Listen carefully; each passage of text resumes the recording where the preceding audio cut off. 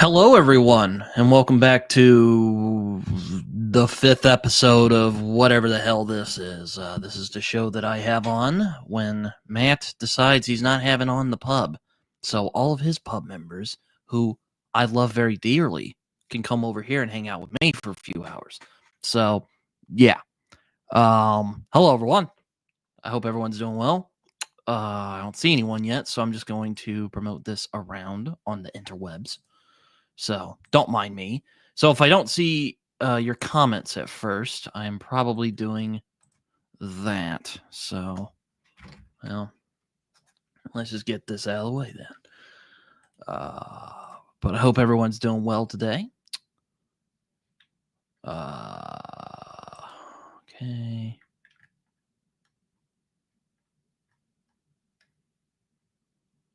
Bearded Book Beast.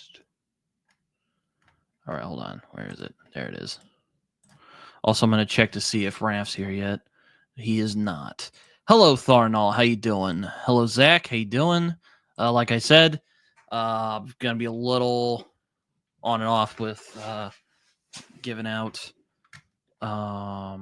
It's also open invite. I always say this, and not a lot of people really take my word for it. But if any of you want to join, you can feel free. Just contact me, and I'll on like Instagram or Discord or Twitter or even Blue Sky if you know how to use a messenger on there, and I'll get back with you. I'll send you the link. You can join in. But if you're content to just sit around and watch me and whoever comes on, usually Raf, but there's other people who've come on in the past. But if you want to do any of that, that's fine. Just want to watch, that's fine. That's what I'm trying to say. Yeah. Anyway, let's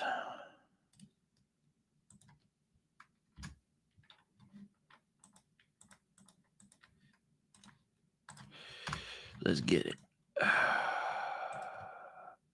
Stick that cool hat on. Are you talking about this gray one back here? I can put it on for you guys. You know what? Make me feel like Frank Sinatra in this thing. There we go. How you doing, Biggest Bad? Where am I at? Oh, yep. Okay, so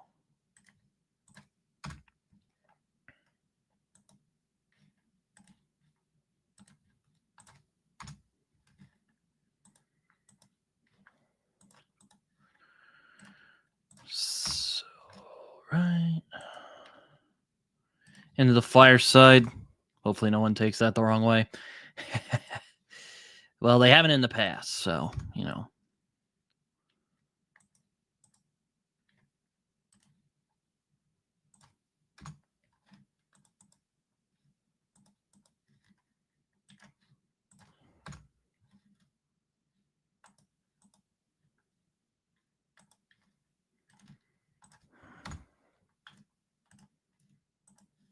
leaving the Kieran Westwood server because I'll barely use it for anything.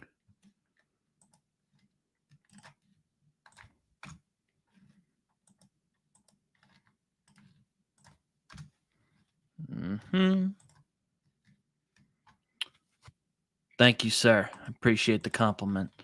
But yeah, I hope everyone's doing well today. Doing a little.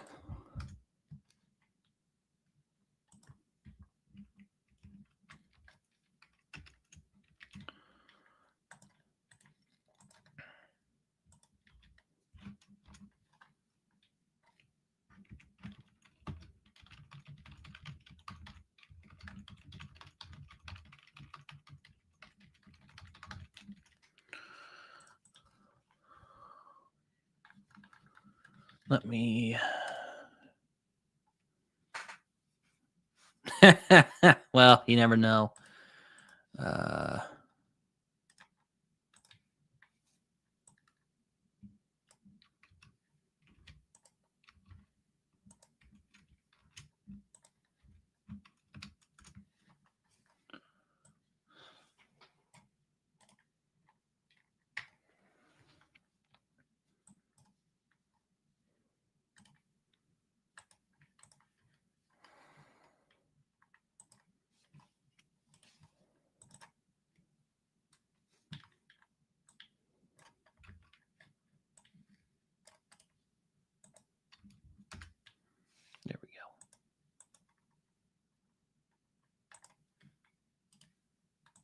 I want to tag everyone.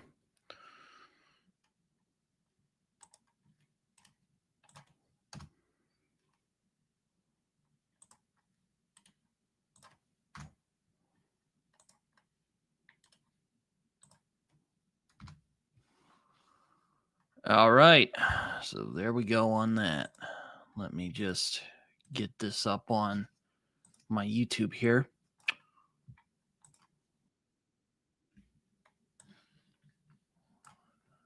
Do that. All right.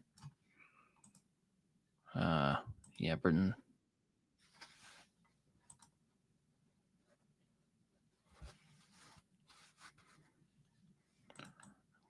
Yeah.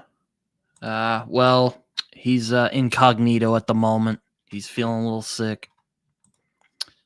But I'll just take it off for the moment. So how's everyone doing? What's everyone reading?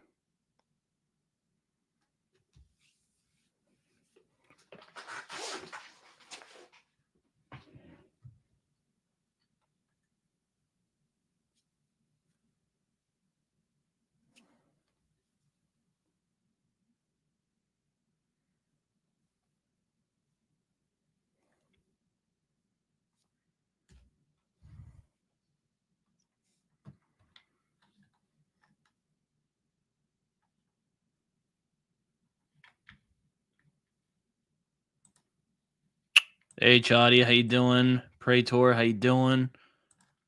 Oh, it's good. It's good. It's a good book. I enjoyed it. Then I read Ryan North's Fantastic Four run, and I was just completely blown away. So there we go. Alicia's here. Hello, Alicia. How you doing? What am I reading? Well, good thing that you asked. I started Men at Arms from Sir Terry Pratchett, which I am just loving at the moment. My dad actually came in and saw me laughing, and he's like, "You must be really enjoying it because you're laughing really hard." And I'm like, "Yes, it's really really good. This book is really coming out swinging. Really can't wait to do Discworld Files episode 2, which will, hopefully will be happening soon. And then tonight, I was gonna start it last night, but I got busy because I started writing. I'm doing well. How was Canada? I saw you went on the trip. I'm sorry I couldn't make it. I just was like, wow, that was a real bad timing on my end. But hope it went well. It sounded like it looked like you guys had a lot of fun. But other thing I'm hoping to read. I was gonna start it last night, but I didn't get around to it. And that is A Brief History of Seven Killings by Marlon James. I really I've been looking forward to reading this, in all honesty. I really hope that this book proves to be as good as the Dark Star books that I've been reading recently. So yeah. And speaking of books that I talk about, there's a guy who likes both of these books, and you know who that guy is. You know him, you love him. Raph, how you doing? I really hope you don't love me. Anyway. No, it does. You know what? It doesn't look brief, actually. It looks pretty thick. But I also will be listening to the audiobook of this. So I'm really excited. My first immersion read. All right. Can you hear me? Yes, I can hear you, Raph. Can you hear me? I can hear you. That is great. Yes, How are you doing tonight?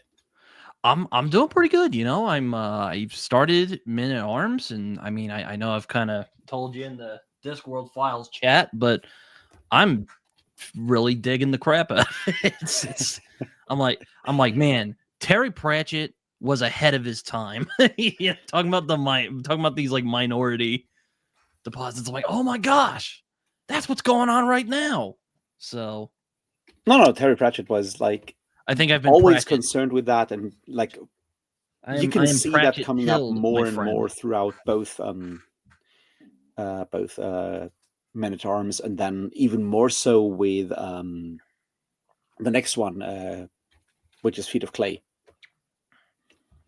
where he goes even further into like certain minority politics and stuff like that. So it you can tell that he cared about that stuff because it, and I guess that's like probably like a UK kind of thing in that regard. That obviously the UK as a country, as former like empire, basically had a lot of like people moving in during the 70s and 80s and so forth. So you have like these very clear sort of like ethnic groups in the UK in a very specific way that I guess shaped Pratchett's understanding in a way that I feel like America is only slowly coming around to.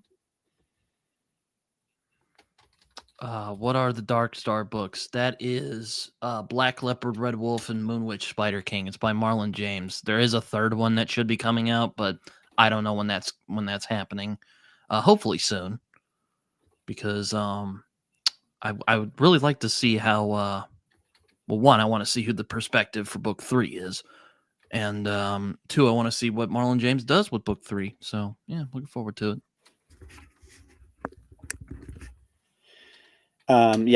Brief History of Seven Killings is not brief, but it won a Booker Prize, and it's a really good book. It's just like also like kind of hard to read. Yeah, that's why I got the audiobook, because I'm like, I think if I find, I've said this with Marlon James, I find when you like listen or like speak his stuff out loud, it tends to flow a lot better. I mean, and also I've been wanting to immersion read for a while, so I'm gonna take my excuse to read A Brief History of Seven Killing. I was gonna do it last night, but I started working on a review for Gardens of the Moon, and that just kind of went out the window, I should say. I feel like Gardens of the Moon is hard to review, especially if you have not read any of the rest of the series. It's so difficult to put that like into context and go like, well,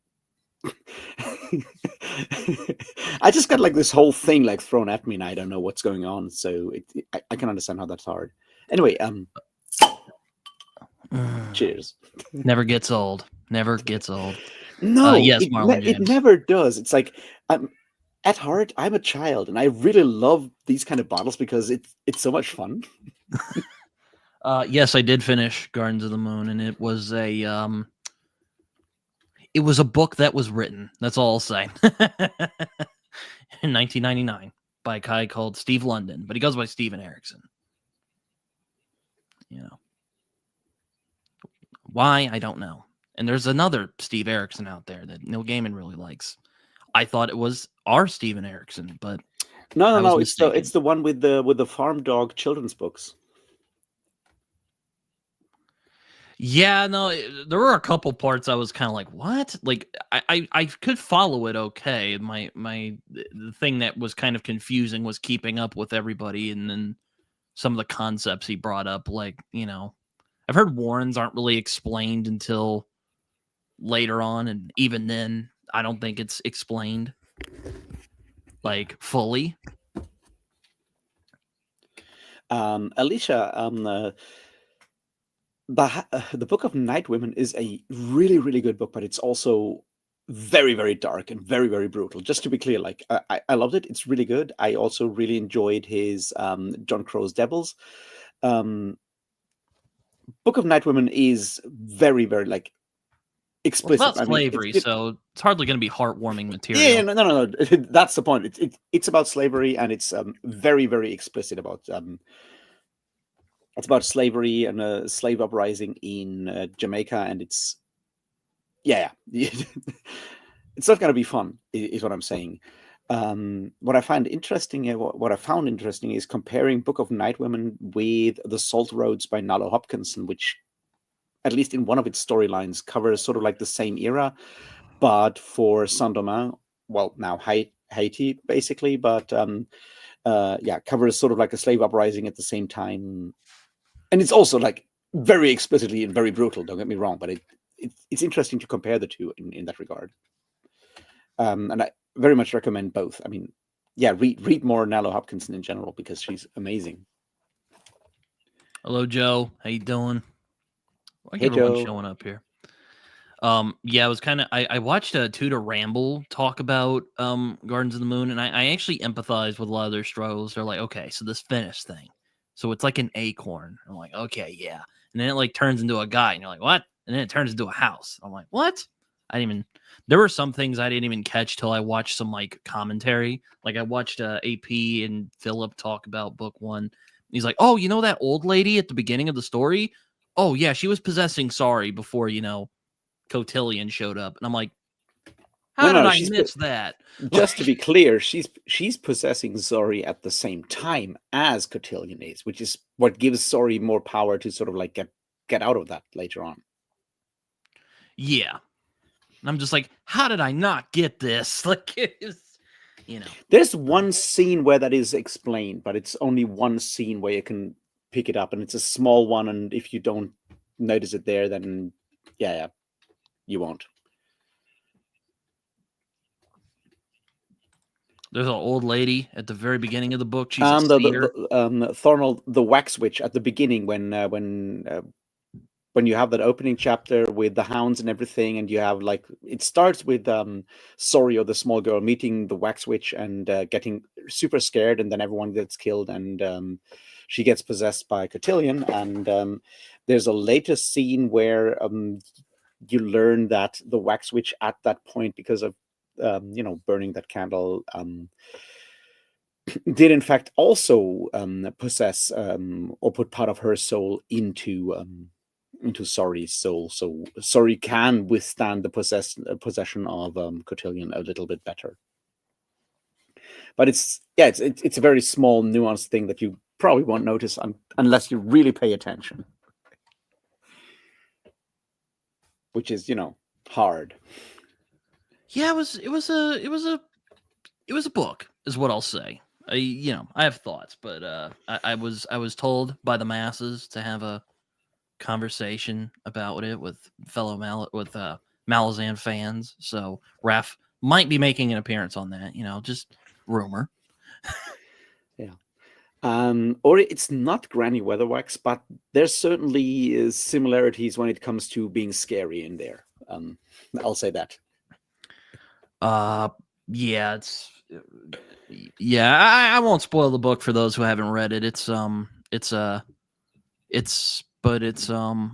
enjoying it. It's good. Or well, it was there were good parts to it. I enjoyed Krupp. Krupp's great. Not the possessed old lady. It's a possessing old lady. That's a very big difference. Thornall, that can be brutal.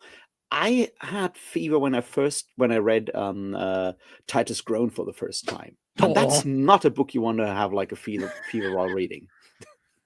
Oh, well, don't. No, it's a brilliant book, but it seriously fucked me up when I was reading that while having a fever and trying to keep things straight. It took me 4 months to read Titus Groan. I thought it was a really inventive, unique, interesting book, but it is. It takes a lot out of you in terms of like it demands your attention.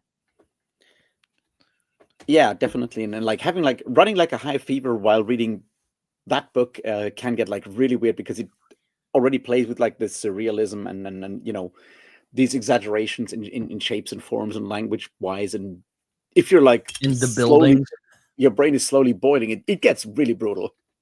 And like, the buildings. Is he an owl or does he think he's an owl? I don't know right now.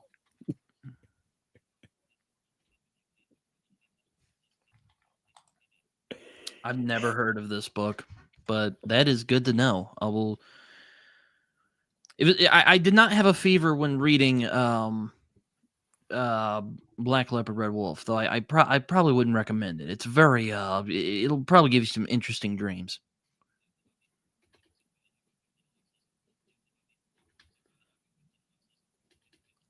Yeah, I haven't read that one, so I wouldn't know. But like, I mean, generally, reading while having a fever is not a good idea because turns out having a fever is not a good idea. Yeah, no, your body. I don't know if it's an idea. It just happens. Nah. Sickness is a choice. That's what I've learned from your Secretary of Health. Oh Lord. I don't know if he's a very reliable source of information. Oh no, he's not.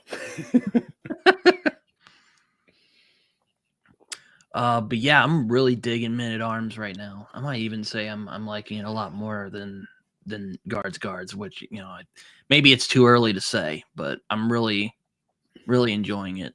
I also like how this book kind of comes out swinging, unlike don't get me wrong, I liked how Guards kind of built towards it. I think it is a first book, of course, but I really like that. But I also really like how this book's just like, yeah, we're just these characters, let's go nuts. Yeah. I think that might just be like Germans being really weird, Thornall, because like the tin drum, yes, is weird, and Steppenwolf is also really weird. Also, maybe don't read a Perdido Street Station or The Scar if you have a fever. That's probably not a good idea. Don't do that.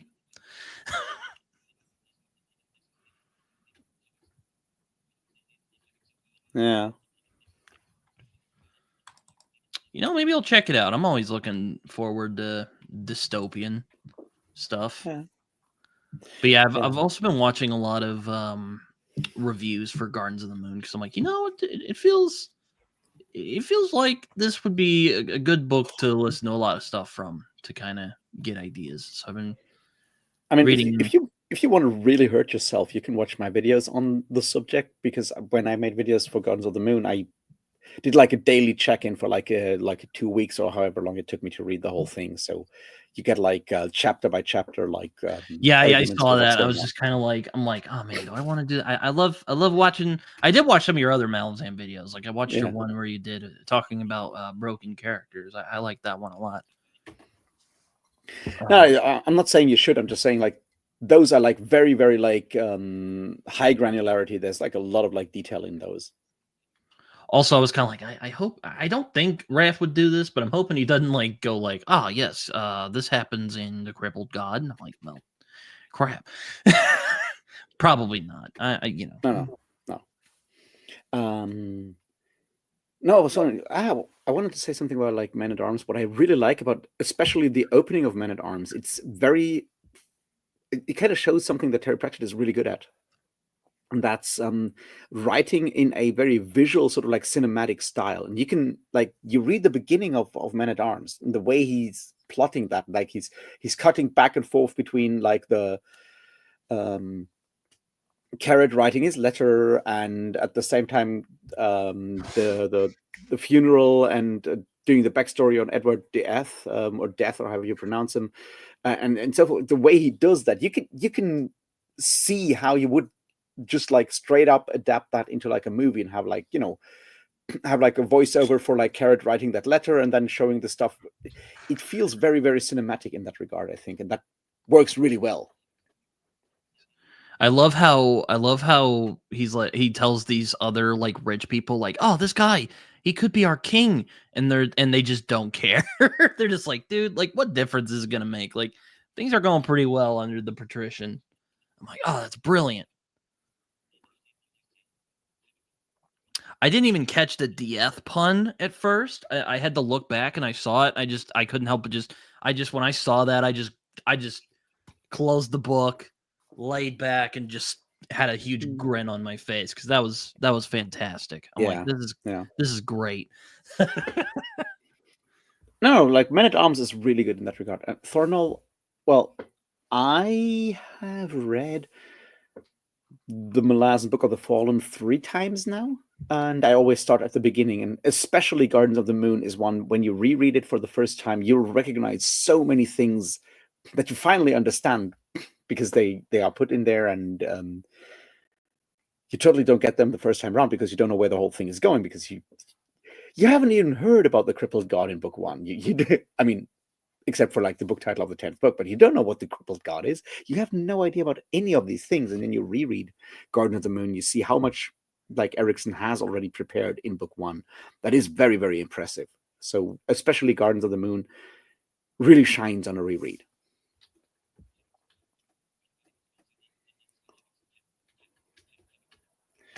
And I might be starting a reread of like those books very soon. I mean, in October, No Life Forsaken is coming out, so I definitely need to reread The God Is Not Willing.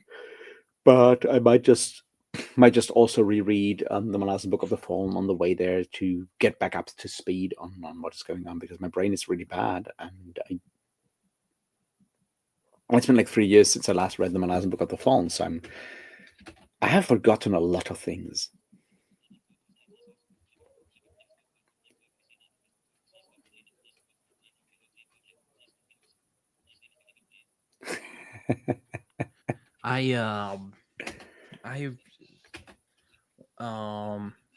Yeah, no, my dad, I was reading, I started Men at Arms 2 nights ago. And my dad walked in, he's like, "Oh, you must be really enjoying that book. I've heard you laughing." And I'm like, "Oh yeah, it's great." No, that is funny. But yeah, I mean, Men at Arms is just a really funny book. I'm like, "Oh my gosh, he's throwing so many like great jokes at you. It's like, this is fantastic, you know?" And also like Carrot, like he's got potential. He could be a leader. He could be a good leader someday. I mean, he is the king. That's true. Yeah, it's so funny. Like the DF gets a look at him and he's like, "Oh, he looks just like our kings." And he like tries to tell the others, the other like rich influential people, and they're just like, they're not sold on it. They're like, eh. Well, I mean, the thing is, like, they kind of accept that he might be the king, but they're like, well, we're better off without a king because it's much easier to run the city this way. Yeah, pretty much. And he's like, "Oh, but Destiny." And there's a line where it's like, "Oh God, he is one of those people." Yeah, yeah. The whole thing is like, what if you actually have a good king? Isn't that much more Isn't that much scarier I think than it's like like having Lord just a Rask bad or king? something, who's like, "Oh God, he's one of those people who actually thinks this is, good and well." Yeah. No. Men at Arms is just like a really good book. So I'm Yeah, sure you'll have like fun with the rest of it. Yeah, I put it up to vote. I'm like, it was either this, The Big Nowhere, or this other book I have called Difficult Men, and overwhelmingly it was Men at Arms, which I was expecting because Terry Pratchett is pretty popular for the most part, at least on BookTube, on our sphere of the internet. I see why. I agree with you, Thornell. Like the witches do have like the most interesting stuff going on. So yeah. I personally like. I guess my favorite one is still like Soul Music and Nightwatch. Nightwatch because it is just like so like dark, and it's interesting to see Pratchett just go in and do like a more or less fully like serious angry book, and Soul Music because of all the rock and roll jokes, which what can I say? I'm looking forward to reading Moving Pictures because I'm like, I don't think I've ever seen like movie theaters be introduced into a fantasy world before. So I'm looking forward to that. I don't know if that's part of a sub series though. Yes, no. It's very much a standalone, but it does obviously intersect with other characters and so forth. So it does have what's his face has some of the wizard characters in it, and it does have Gaspode, the Wonder Dog, in it, which you may have met already in Men at Arms. I don't know how. Oh yeah, is he the one who talks to the new lady? Yeah, he's a talking dog. I have met him. And he first shows up in Moving Pictures. Oh, really? Oh, I didn't know that. Well, I first met him here, so there you go. I mean, for biggest bads question, I'm like, well, I mean, if there are bad reviews of Pratchett books on YouTube, I haven't seen them, but I have seen them on Goodreads. But yeah. I Shall Wear Midnight is also really good. I agree.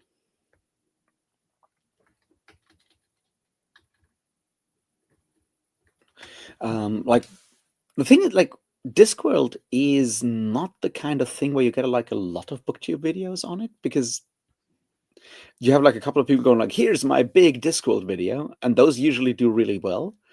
I can say that my videos for like each individual Discworld video book have done really poorly, even compared to like my other stuff. So that's interesting. But it might also be because people watching book videos on YouTube don't see me as someone who is, knowledgeable in Discworld things. But yeah, Discworld doesn't do really well, and I think it's probably like partly an age thing. But like people that are huge Discworld fans don't hang out and watch BookTube videos. I think there's like a difference where like people that are Sanderson fans watch BookTube, and Joe Abercrombie fans watch BookTube. Or like Discworld actual Discworld fans, I think, are like a different demographic in a lot of ways. So there's not that much Discworld content on YouTube in general. Well, Ori says all the Discworld stuff is in podcasts. So I don't know if that's true or not. I've watched a couple of good reviews for. Well, I don't know if you really do reviews, Raph, but I've seen some of your Discworld videos. And like I've seen Alan talk about it a little bit, and Derry, of course, and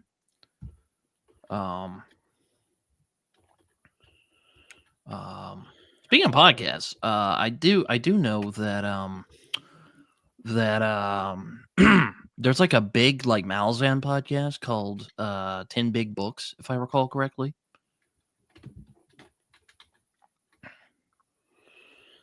I do recommend the Black Company series very much. It's really good. I haven't read it. I'd like to, though. I was actually asking Raph the other day because I was at the bookstore looking around, and I saw some. I think they were like omnibuses of Black Company, and I'm like, where should I start? And you're like, well, the first one's just called the Black Company. I'm like, oh, okay, no, that shouldn't be too hard to find. Yeah, I think the first one's called just the Black Company or Chronicles of the Black Company, and then there's like the Books of the South and the Books of what's the plane called? Glimmering Stone. But Joe, there's so many, bro. I think it's like four omnibus collections, and then you have like all 9 plus the Silver Spike. Oh, well, Dan from Black Blue Collar Readers here. How you doing? Sorry to hear that Iron Council isn't doing it for you. Yeah, after reading the two great books that are Perdido and The Scar, I was kind of like, like I like Mieva was going for a little more like of an experimental thing with Iron Council, which like that's fine. You can totally do that, but it just just didn't really connect with me personally. Especially when we get the flashback of the Gollum guy, I was just like, I don't care. There are some great moments in Iron Council though, especially with the revolutionary stuff. That was really, really good.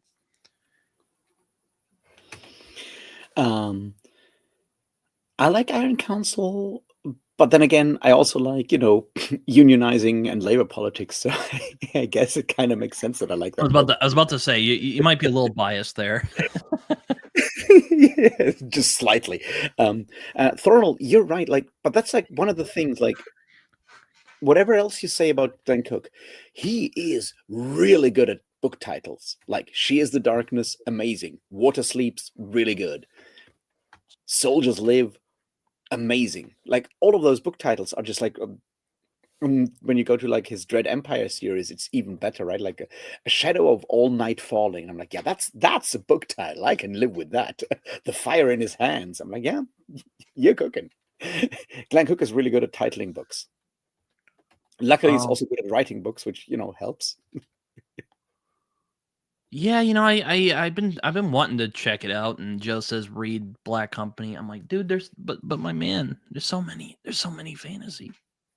No, but yeah, I mean, Black Company seems a bit more approachable than some other fantasies I've heard of. And Liam's here. Hello, Liam. How you doing? Yeah, hello, Liam. And yes, Soldiers Live and Wonder Why. And like, and that's like another thing that like, especially with Black Company, Glenn Cook is so good, is like how he usually introduces like the title for the next book, sort of like as something in the book before when they from like She is the Darkness, and it's like we have this saying, it's like water sleeps, but enemy never rests. And then the next book is titled Water Sleeps.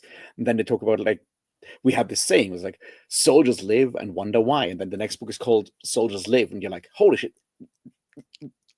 That's just like really well done, not necessarily like world building, but like tying in these different elements of your series into, the titles and everything into like the larger sort of like literary universe in that regard. And that's just like really good. And Glenn Cook is just amazing at that.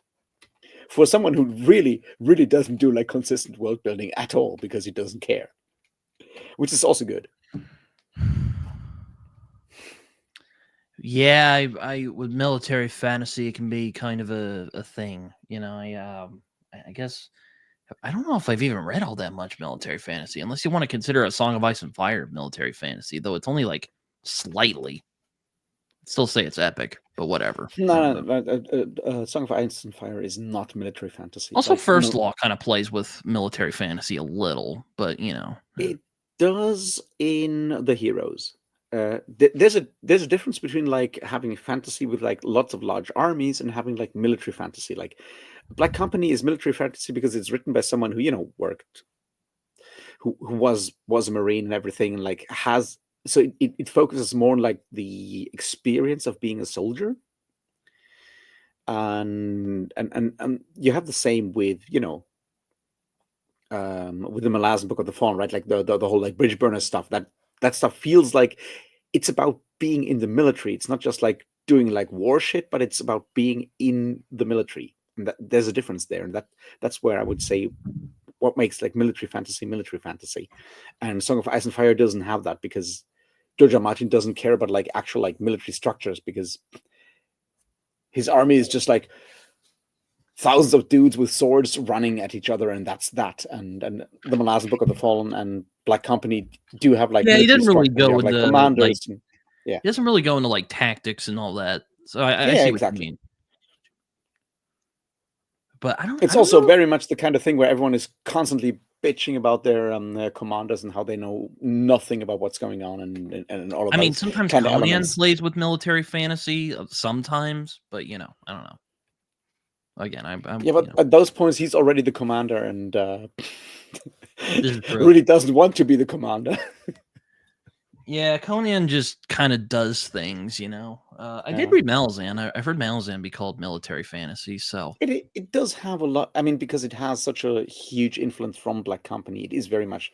It has elements of military fantasy, very much. Like, I mean, more so in Deadhouse Gates, and then like some of the later books, very much so when it's a lot about like army stuff going on. In Guardians of the Moon, because you have that like split between the bridge burner stuff, which is just that one small unit basically, and on the other hand you have like all the crew around the Phoenix Inn, who are definitely not part of any army, so you don't have it that much in Guardians of the Moon. But like in later Malazan Book of the Fallen, you very much have like a lot of like military fantasy elements in the Deadhouse Gates, very much. The Bone Hunters, very much. What's it called? Fucking Dust of Dreams, also very much. So it kind of sort of oscillates between books that are very military fantasy and others that are just like epic fantasy with also military shit going on. But like, especially the Bone Hunters has like a lot of like military politics and all of that kind of stuff, and Deadhouse Gates has the same. Yeah, it's yeah, I mean, I've only read Guardians of the Moon, so I don't know. I can't really say anything with authority on Malazan. Only that it's kind of weird. Like the bridge burners are like these kind of, they're like grunts, but then it's like, are they becoming terrorists? They're basically about to pull a terrorist attack, and by the end of the book, anyway. It's probably spoilery, so sorry. I would not fight with you around that one, Thornell, because Crone is definitely one of the most interesting characters. When I saw Crone, I kept thinking of American Gods when Shadow goes up to that raven, goes, quote the raven, and he goes, "Fuck you," and flies off. I just kept thinking of that. There's a thing in one of the Terry Pratchett books, because Terry Pratchett is really good at these kind of things, and he has a raven, a talking raven, and the raven always goes like, "I will not say the N-word." Oh, okay, I get it. Yeah, all right. I'm like, hold on, what? Right? Oh, funny. Well, him and Gaiman were friends, so I wouldn't be surprised if Gaiman lifted that from one of the Discworld books. It first shows up in, yeah, I think in Soul Music, which is book 16-ish. So it was like late 80s, early 90s. So could be definitely before American Gods came out. So yeah. I don't know why in the poem he just didn't get a gun and shoot the raven and just be done with it. But I'm not gonna, you know.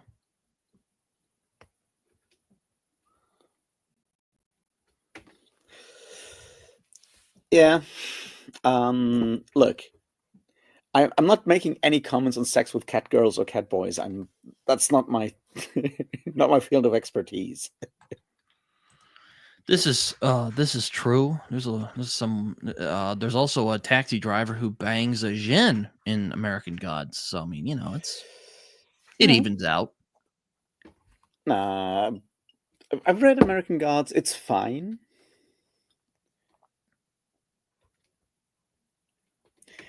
But yeah, I don't know. It was fine, is what I'm saying. Hello, Mark. How you doing?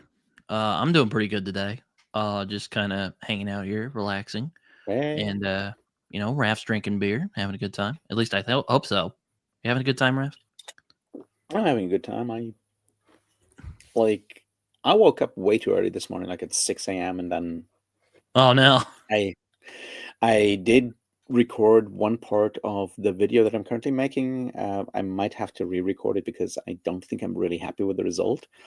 Turns out, talking about the history of artificial intelligence studies is kind of complex and hard to structure.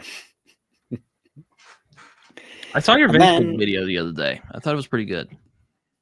yeah, I was pretty happy with it. Especially with like trying to sort of like integrate the more like critical studies of like immediacy and stuff like that to explain why one of them like works better as like an actually explanation of what's going on, and one of them is probably more accessible in like the way that we live right now. So I was happy with that. No, I'm working on this large artificial intelligence video, and it's kind of complex. I'm not familiar with that yet. The ants AI in Discworld. The computer. I think Hex shows up the first time in Hogfather, or maybe one earlier. I'm not quite sure, but like definitely in Hogfather. Which is like the wizards create like a magical computer thing, and it's run by ants, which allows it to have that sign that says anthill inside. Which you step back and you think about it, and then you kind of switch the vowels, and you realize it's a really dumb Intel inside joke. I haven't read the American Gods comics. Though this is kind of something that always kind of bothered me about Gaiman's work is that he always frickin' had comic adaptations. I'm just like it would drive me crazy because I'd be like, oh man, can't you just write like original comics like a normal person? But I won't get into that.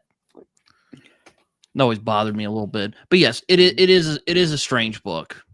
I think it's delightfully strange, but I know there's some people who are turned off by it, and that's fine. No, I think it's good. There's like, I'm trying to think about it. Like, there's another book that has like a very similar concept of like, gods sort of like being reincarnated and stuff like that. And for the life of me right now, I just can't think of it because I've been awake since 6 a.m. and it's 10 p.m. That's now. true. That's true. That's kind of where he made his name, was with the Sandman, which is pretty close up there for me with American Gods in terms of like how much I enjoy it personally. But yeah, I think like David Mack did the illustrations, if I recall correctly, or maybe he did the illustrations for the covers of the comic adaptation of American Gods. But yeah, Gaiman just loves his freaking comic adaptations for some reason. It just annoys me to no end. I mean, hey, if it gets people reading, that's great. But it's just kind of, I just find that kind of irritating.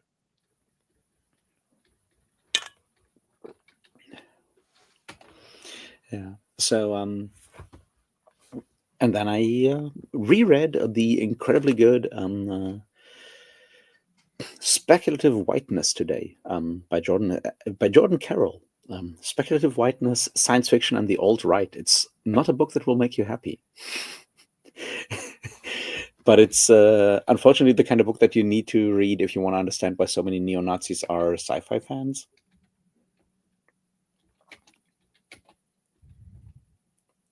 Yeah, I want to read Small Gods because I've heard it's kind of like the comedic version of it's kind of like a comedic take on like American Gods. Like I know that Neil Gaiman was inspired by Small Gods when he went on to do American Gods. So I want to Yeah, see how they compare to each other and how they contrast. Small Gods is really good. Small Gods is like, I think Small Gods has one of the best villains in Discworld. Like Vorbis, Hogfather has a great villain. yeah, Hogfather has a great villain as well. Like, so the thing with like Small Gods is like the main villain is this head inquisitor, like the exquisitor, because he's like the boss of the inquisitors.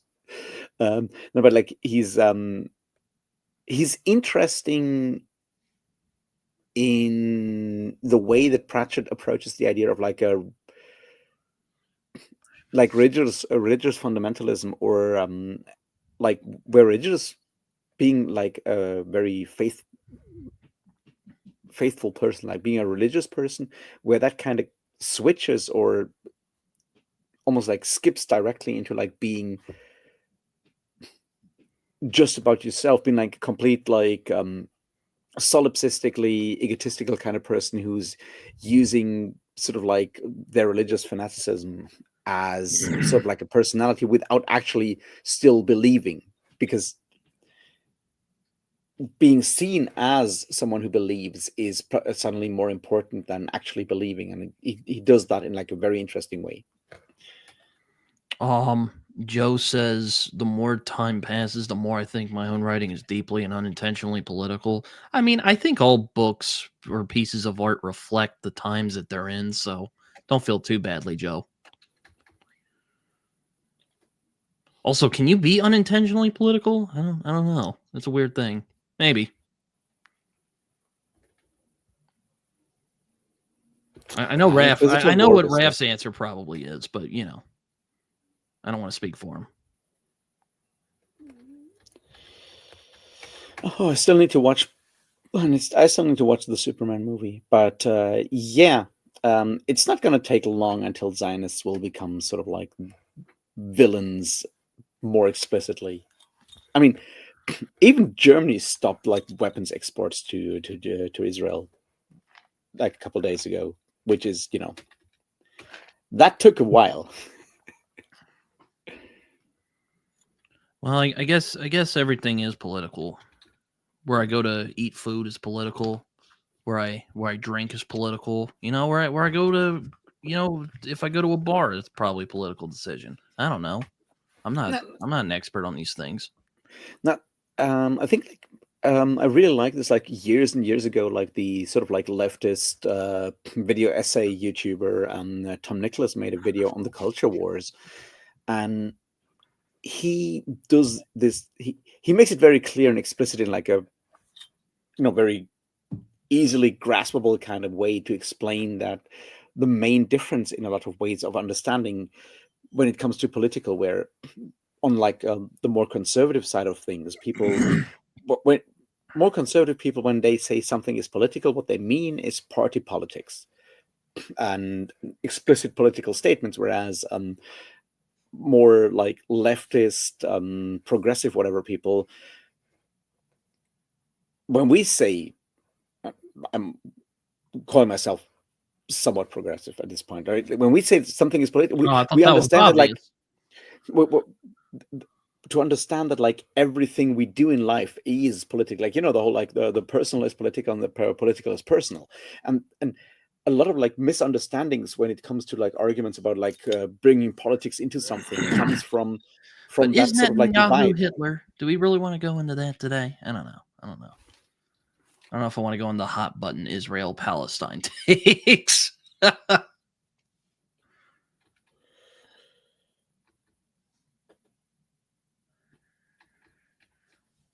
I mean, it's that whole situation's a I have clusterfuck. I have a lot of respect for Hannah Arendt. She studied here in Marburg. Here in Marburg is where she hooked up with Martin Heidegger, which is Didn't probably she? not the best.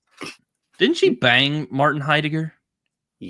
Well, they had. I have no idea what actually went on there, but yes, they had an affair. They were like they had a thing, and that happened in Marburg when Martin Heidegger was still a professor It must have been here where awkward I when he live. turned full Nazi. Well, at that point, she already had moved to the US, so who knows? I'm not going there, but yeah, Martin Heidegger was a professor in Marburg at the time when she was a student, and that's when they had their affair, relationship, whatever thing that started here. So yeah, there's a. I know where they lived, is what I'm saying. Yeah, it's yeah, I remember asking a friend of mine who was actually a teacher of mine, but we're friends now. Or well, I won't I don't want to overcomplicate it, but yeah, I'm like, so was it just Heidegger was an actual Nazi, or was it just like he's like, oh no, he was full blown. I was like, oh okay. All right. Well, Yes. he So seems like a bad Heidegger. dude. Okay. So the thing with Martin Heidegger is that he obviously was a party member and so forth, and for a long time people were like, well, he wasn't really. He was just like in his own sort of like weird mental space, which all of that, and then right now, I guess like a decade ago, they finally published his the Black Notebooks, like his private notebooks, and there it was very clear that he was a very much full-on like Nazi in a lot of ways, that did not make it in his published writings and anything of the sorts, and that's something that like where we finally got the confirmation, like I guess a decade ago is when those notebooks were finally published and like edited and published. So yeah, he was a Nazi, but I mean that's like the other part of that is like that the term Nazi does not necessarily sort of like convey the whole like sort of like array of attitudes there, right? Like not every Nazi at the time was like a jackboot wearing, SS death heads like kind of guy, right? So you Let's can go be gas like Jews, no, but you can be like ideologically fully aligned with the NS regime, but still sort of like also sort of like live like a pseudo intellectual, like an intellectual life in all kinds of ways. That does not go with like, hey, you go to like the mass. You don't go to Nuremberg and walk around with like torches and everything, and you can still be ideologically aligned with the regime, and that's sort of like where Heidegger kind of fits in a lot of ways, I think. But then again, like Heidegger is so fucking complicated. He's an interesting, like as a philosopher, he's really interesting, but also like really difficult to read. Yeah, I've heard that. That's why I haven't read him. I've read like Nietzsche and Sartre, and I don't fucking like Sartre all that much, to be honest with you. I think he's really self-important. Nausea was a freaking painful read. I don't recommend Nausea.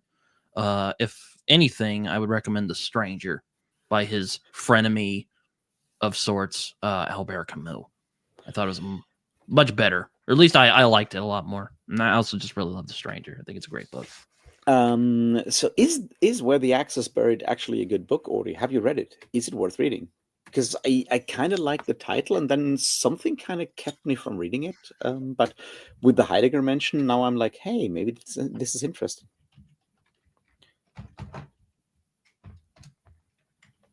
Oh, I guess it's it just came out this year. It's a cyberpunk book. Yeah, it's from this year. I know that.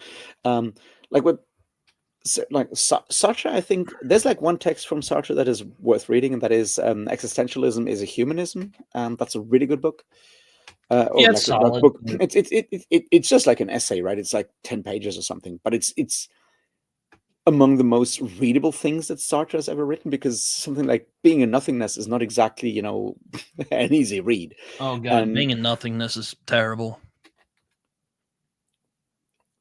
I mean, I'm just not a fan of Sartre. I'll just go right out. I don't like Sartre. He was I'm not really, well, his philosophy's fine, but just overall, I just don't like his style. Also, I don't like his politics much either. But that's neither here or there. well, I personally also definitely prefer Camus over Sartre, because Camus is way more punk rock and Sartre is way more goth, and Yeah, like Myth of Sisyphus is fucking great. Yeah, what? I said the Myth Yeah. of Sisyphus is fucking great. Like that's a great essay. Joe, I have to disagree. I still don't love Sartre. I mean, it's fine, but Just gonna start arguing about philosophy. This is great. This is great. No, but I it's mean, just I haven't read like Simone de Bolivar. His like de I don't know Beauvoir, what the hell they were. not Bolivar, Simone de Beauvoir, Beauvoir. Beauvoir, Beauvoir. Okay. which I guess, if my broken French works, means a good view, I guess. Roughly.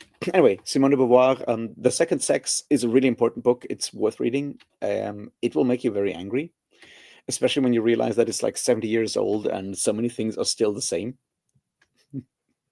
Yeah, I mean, I haven't read it, so I mean, I don't know. I mean, I haven't really read a lot of feminist literature, so like, I'm not really like. Don't ask me to talk about feminist literature because I know little to nothing about it. Joe, yes, I am. I am in fact 41 now, and I still don't like Sartre that much. I think he was talking to me. You know what? If I make it to 40 and I actually am like, you know what, this Sartre guy, he might have actually had some good ideas. I will go to. I don't know if you probably won't be alive, but by that point, I hope you'll still be alive by that point. But you never know. I will cash a check at the bank, go over Yeah. to New York, and I will give it to you. But like, just through the thing with Heidegger, Joe, I think, like with Heidegger, one of the things that I feel is important to understand is like, it's very difficult to actually understand Heidegger, because you can always, get like one specific aspect and go like, yeah, I finally get what he's meaning there, what he wants to say there. But because of like the nature of like the stuff that he's trying to do with his specific sort of like inventing new words, because he's trying to sort of like speak about things where language kind of gives out, which is why he has these sort of like weird, like neologisms, I guess, and I don't even know how they're translated into English, because I obviously, when I've read like Heidegger, I read him in German, and he does like weird things with words in German, and then some poor fucking bastard has to try to translate that into English. He's made up German words because he's trying to sort of like talk about aspects of being that are sort of like beyond words in a lot of ways, and yeah, you'll never figure out what he actually meant, because he probably, because it kind of goes to that border where like language kind of breaks down in a lot of ways. Yeah, I haven't really known much about Heidegger except for, well, wasn't he like an influence on like Sartre and Camus? Like he was pretty influential in terms of like existentialist thought. Martin Heidegger is one of the big philosophers of the 20th century, and he was definitely influential on obviously Hannah Arendt, but also on Sartre and slightly Camus, and what's his called, Karl Jaspers, and like when it comes to like pre like French 1970s 80s philosophy, like pre-Foucault, whatever, like Heidegger is one of the really big ones. He's just like also like incredibly dense and weird and obscure, and and hard to sort of like parse in a lot of ways. And that's kind of I don't know. I always went more to like the Frankfurt School at that point because I'm a cultural Marxist at the end of the day. You know? Also, like Frankfurt is just like, I do think it's around kind the of corner. funny how like Frankfurt School is kind of like a boogeyman for modern for like the modern conservatives. It's kind of funny. I mean, I don't agree with a lot of their ideas, which is basically just like Marxism. But you know, I wouldn't call myself a Marxist by any stretch. But I don't think their ideas are necessarily that dangerous. Okay. Well, I you don't know want what? Actually, maybe they are, because Marxism's basically like we should overturn the capitalists. And that is not what Marxism is. I feel like well, one of these days, you and me, Britton, will have to have like a conversation where I actually explain Marxism. I've only read the Communist Manifesto, and that was But that's not very Marxism. very long time ago. That is not Marxism. Like the Communist Manifesto is a political manifesto of, like, the Communist International. I haven't read It's a very Das different thing from Kapital like, yet, because I'm like, that just seems really dense, and I don't really want to. I don't know. I would Economics just argue. doesn't interest me. I tried reading like Murray Rothbard, who's kind of like, I won't get into that rabbit hole, but I started reading it. I'm like, this is dense as fuck. I'm not reading this. Well, I reread Hayek's Bastards by Quinn Slobodian today, and turns out Murray Rothbard is one of the starring main characters of that book. Oh boy. Because it talks all about the connections between neoliberals and the alt-right. And Murray Rothbard, You know what? I hope you're unfortunately, still alive, Joe. You deserve a long life, my friend. yeah. Yeah, it was really funny. Bibliotheory did a tweet kind of satirizing the bookstores aren't pandering to men anymore. And like I saw Dr. Seuss, and he's like, I'm like, I don't know, man. Dr. Seuss seems pretty manly. I'm just saying, you never know. Yeah. All the Giga Chads read Dr. Seuss.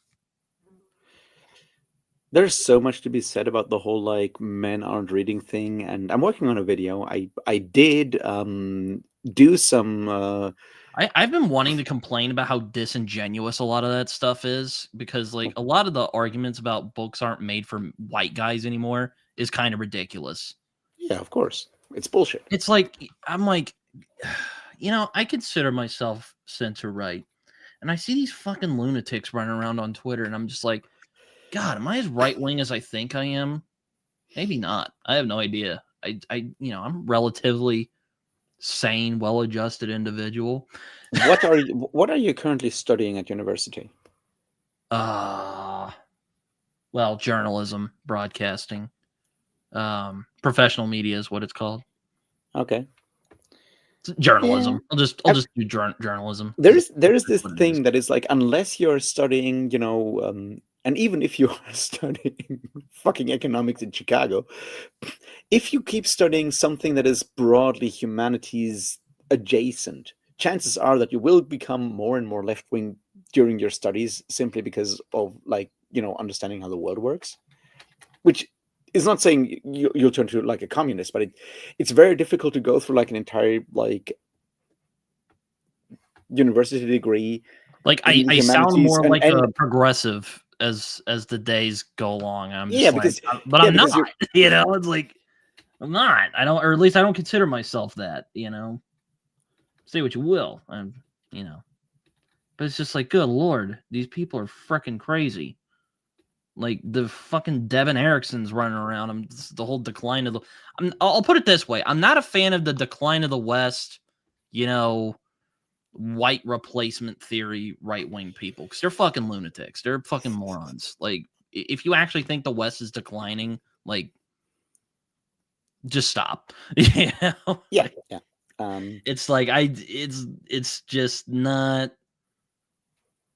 Yeah. That's a whole rabbit hole. I don't know. I'm sure you have opinions on that and why you think it's nonsense. I think it's nonsense personally. No, I'm with you on that one. Like, look, I, Also, I just there's don't like Devin Erickson in general. I just realized I don't like Devin Erickson. He just seems like a really unpleasant individual. You know, I you think know how you that's were, like the you know how yeah. you were saying about Dan Simmons. There's this sense that, that like there's that sense that like he feels like he's better than the people he Yeah. writes for. That's how I feel when I watch Devin Erickson talk. You know, I'm like, I want to support that guy. You know, I just think that's personally. and that's like I think one of those really interesting things, like beyond any like ideological things and like any politics or whatever. Like when I look at what you might call like right wing ideologues or whatever, right? A lot of them just like seem like really unpleasant people. Like when you go to like the far right, it's like those are not like, even if we would just talk about like I don't know, music or sports or whatever, you still seem like a dickhead. You know what I mean? It, just in like the way they present themselves, there's this like you are unpleasant people. Yeah, so basically he's just straight up becoming like a fucking Reddit Nazi at this point. So that tells me all I need to know. I don't, not like, look, I'll talk with anybody. I'll talk with a fucking weirdo, you know. That came out wrong. I'm sorry. I'll talk with fucking like radical politics people, but like I don't know. I crossed the line when you start flirting with Nazism. Like that is just, I don't want to deal with that. No, I don't want that being a part of my narrative. that is a very commendable attitude. No. But to go back to that, like I feel like the Frankfurt School is not straight up Marxism. That's like important to understand, because like critical theory is working from like a Marxist sort of understanding and goes into like weird other places. And I don't necessarily agree with everything Adorno wrote, or everything Horkheimer wrote.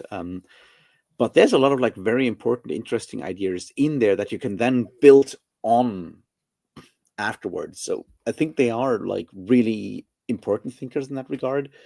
I personally really appreciate like Walter Benjamin, who's like, if you read like one important like Frankfurt School text, it's the artwork in the age of mechanical reproduction. That's a book, not a book. It's like a, I don't know, 20-page, 30-page essay that is well worth reading, because it does bring like so much to the sort of like how we deal with like books and how we deal with like, well, art in the age of mechanical reproduction, and how our understanding of art works, or of art kind of changed through the fact that we can actually, like, each of us can actually see the artwork, because someone can just like take a picture and share it around or whatever, and like how that changes our attitude towards art in other ways. That's like a really, really important text, like one of the key texts of like the 20th century, I would say, when it comes to Yeah, I mean, anything I'll put it about this that. way. I'm very anti-reactionary, which makes me very unpopular among other right wingers, because like reactionary seems to be the popular thing these days. And I'm just like, oh, do you remember when we used like to be rational like that? Good times. Because I'm not a hypocrite who's like, oh, I'm against authority in the government, unless it kicks out people who I politically disagree with, of course. It's like, come on, man.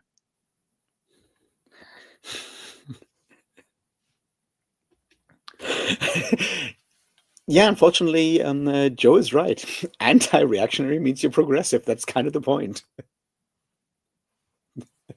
I prefer to be called a classical liberal, but whatever. I'm not, we won't get into that. We won't get into that today. Have you read Corey Robbins' The Reactionary Mind? No, but I did add it to my list after your recommendation. I would like to read it at some point in the near future.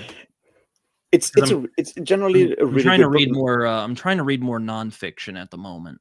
And I have my disagreements with Corey Robin in a lot of ways, but that's a really good book, because it does point out some key sort of like differences between conservatism and reactionary, and being reactionary, because there are differences in a lot of ways, and it has that wonderful like best fucking Ayn Rand dunk of all time, which is just like so good, that opening. Like, St. Petersburg in revolution gave us Isaiah Berlin, Vladimir Nabokov, and Ayn Rand. One was a philosopher, one was a novelist, one thought he was both and was neither. I thought Irving Berlin was a composer. Or No, is no, that no. another guy I'm thinking of? Isaiah Berlin. Oh. Isaiah Berlin is a philosopher. Oh. Well, what am I thinking? Well, I don't know. Yeah, I mean, it's, I kind of have, and don't take this the wrong way, but I kind of have like a passing fascination, very like intellectual, but like a fascination with objectivism, because like, and not because like I think the ideas are like great or anything, but I find it kind of interesting that there are people who actually take it seriously. There's so much that I could say about the whole objectivism thing, but before I do that, I will go and get myself another beer. No, have you, Britton? Have you read the Illuminatus trilogy by Robert Shea and Robert Wilson? No, I would like to at some point. It's really funny, and it also has like a and Robert Anton Wilson was very much a libertarian in a lot of ways, but he really hated Ayn Rand at some point. And there's an Ayn Rand character in the Illuminatus trilogy, and she has written a famous book, and it's called Telemachus Sneezed. I'll have to read it. It's really good. It's weird in so many ways, but it's really funny. And like every time I go back to reading Illuminatus, the more other obscure shit I've read, the more I realize how much like crazy stuff they have pulled into that. And it's like, this time around, I realized how much like fucking James Joyce knowledge has gone into like Illuminatus, which, you wouldn't expect, but there's a lot of like very specific James Joyce elements in there, because Robert Anton Wilson was a James Joyce fan.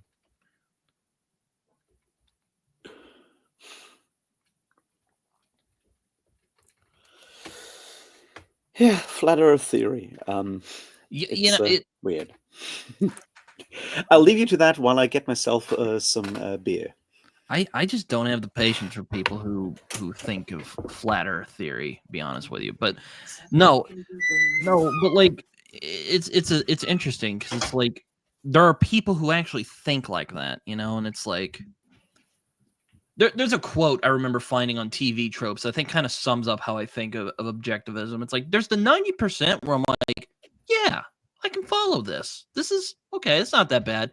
And then there's like that 10% where it's like, and then be a selfish jerk because altruism, oh, that's just something people use to manipulate others and doing things for them, which is that's just cynical and mean-spirited. That's not really I don't really think it's I don't think it's that particularly like, it's just like, no, people, it's like, no, people do nice things for each other out of genuine selflessness. That's not a bad thing. But, I digress.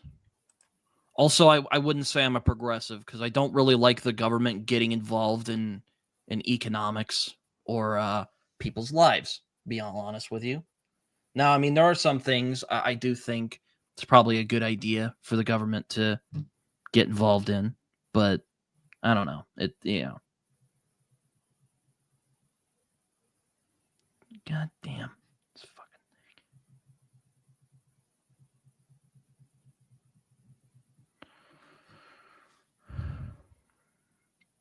Yeah, I actually went to church with some people who believe in like young earth creationism, and I just shake my head and I'm like, no, that's just not true. Like, objectively, it's just not true. Oh, stop it.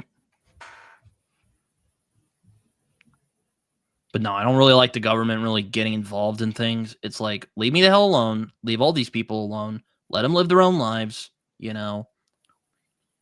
Like, I really, like if you want to get like gay marriage, that's fine. Yeah, I don't know if I'm going to be voting for Zohran Mamdani because I'm not that. I mean, there are some progressive sentiments I agree with, but yeah, he just seems to be going full on that whole Bernie Sanders route. And I'm just like, it doesn't really interest me. Honestly, I shouldn't have even voted in the last election. I kind of regret that I did because it's just like, I don't know. Like, I generally don't. Well, that's everybody, Ori. Like, that's the thing. Like, everybody's that way, I think. You know? I didn't vote for Trump. I voted for Kamala Harris, even though I'm not really a fan of the Democratic Party. I don't think they're much better than the Republican Party out here. And also, I found they completely lost any sort of legitimacy when they realized that Joe Biden couldn't do anything anymore. I'm just like, oh my god! Don't even get me started. Like, because I could rant about U.S. politics for a while. It's really, it's a clusterfuck out here. Isn't that what like American politics is all about? Like ranting? Well, yeah, but you know, I would prefer if we try to do something more constructive. You know. Yeah, I can understand that. But then again, you know, I mean, I have to live. I How have to many live with people German actually like politics. Trump? I mean, aside from the frickin' MAGA people and like the people like my dad who don't really give a shit about all the MAGA shit and just vote because it's like, oh, you know, that's, you know, probably be easier time for me. Which, you know, I'm not saying that's good, but I can understand that. I can be like, you know what, that's fine. But Yeah. like, I don't think anyone actually likes Trump, like as an individual. I'd be surprised. Like anyone who knows, who's actually had to live with that man for like more than like a couple of hours, must really hate him, right? I don't know. Well, you know, I don't know the man, to be honest. Yeah. Like that's the thing. Like I don't really you know, I don't know any of these people. I just know what I see. Like I saw someone talking about Trump derangement syndrome. They're like, oh, yeah, I don't know why these people hate Trump so much. I'm like, oh well, oh well, he's just you know, he's a crass dickhead. charlatan who only cares about himself. I mean, what's not to like? At the end of the day, he's just a massive dickhead. That too. Take care, Joe. I don't know what Prey of Angels is. Is that a new book he's writing, or is that another book? I'll look it up.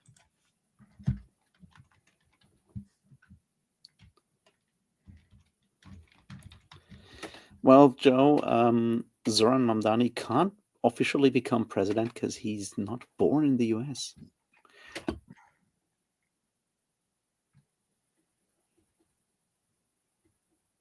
Well, the only one I see here is a book by someone called Sylvia M. Winter. It's about sex trafficking. So I don't know if that's the book that Joe was referencing. Hey, Max Garfield, how you doing? How you doing, Mac? Yeah, I saw you. I disagree, John. I mean, if his rants on Twitter say anything, then yeah, he definitely does care what people think about him. I mean, there's that one anecdote where someone pointed out he had small hands and he would like send letters to that person every year, say C, not so small. So, I mean,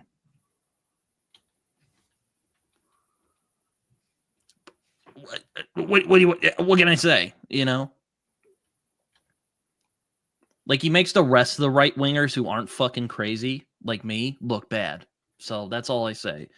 That's all I'll say about that. You know, he's basically the just venal, disgusting, like worst parts of right wing reactionary ideology. But I don't even know if he actually believes any of the stuff he spouts because I like I said, I don't think Trump really cares for anybody except himself. So, you know. Yeah. I'm kind of frustrated. Like, between me going to get another beer and coming back, my headphones broke. So now I have like only audio on like one side, which is Oh, bad. that's annoying. Yeah, Hello, and they were Ben. just How you relatively new. I guess I should stop buying really cheap headphones, but turns out like wired headphones are kind of hard to get these days because everyone loves Bluetooth except me. But then, you know. Anyway, sorry. It just distracted me for a second. I was about to say, it's usually you ranting about politics. I don't usually rant about politics all that much. Hey, Ben, how you doing? Oh, it's his book. Yeah, my neighbors really love NoFX now. At least I hope they do, because I fell down like a NoFX rabbit hole, and I've been listening to all my old NoFX records from like the early 2000s, and turns out Wolves in Wolves Clothing is really good, and I kind of forgot about that. I've been listening to some Zeppelin deep cuts recently. Like I listened to House of the Holy. Like I think that's an underrated album. House of the Holy? No, it's good. Some of their weirder songs are on that one. I like it.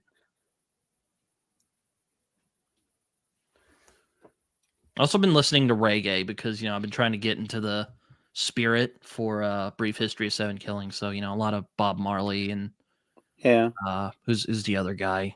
I can't. Or the other. There were like three big ones aside from two other ones aside from Marley. I think one's called like Peter or something. Let me look it up actually. No. I don't know if you know very much about reggae history. No, I really don't know much about reggae, and I try to keep it that way. Oh, but it's like they're punk rock, dude. You like punk rock. I like punk rock, yeah.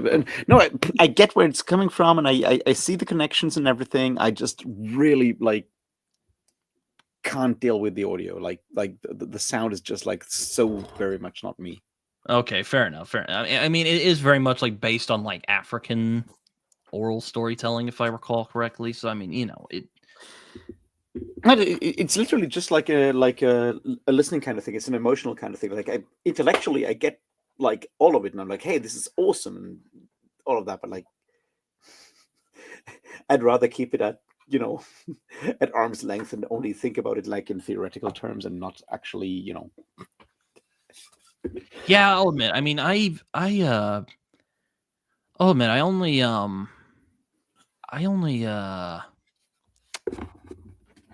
have listened to Bob Marley because, he's relatively popular, but I think he's actually really good. He has some really great songs.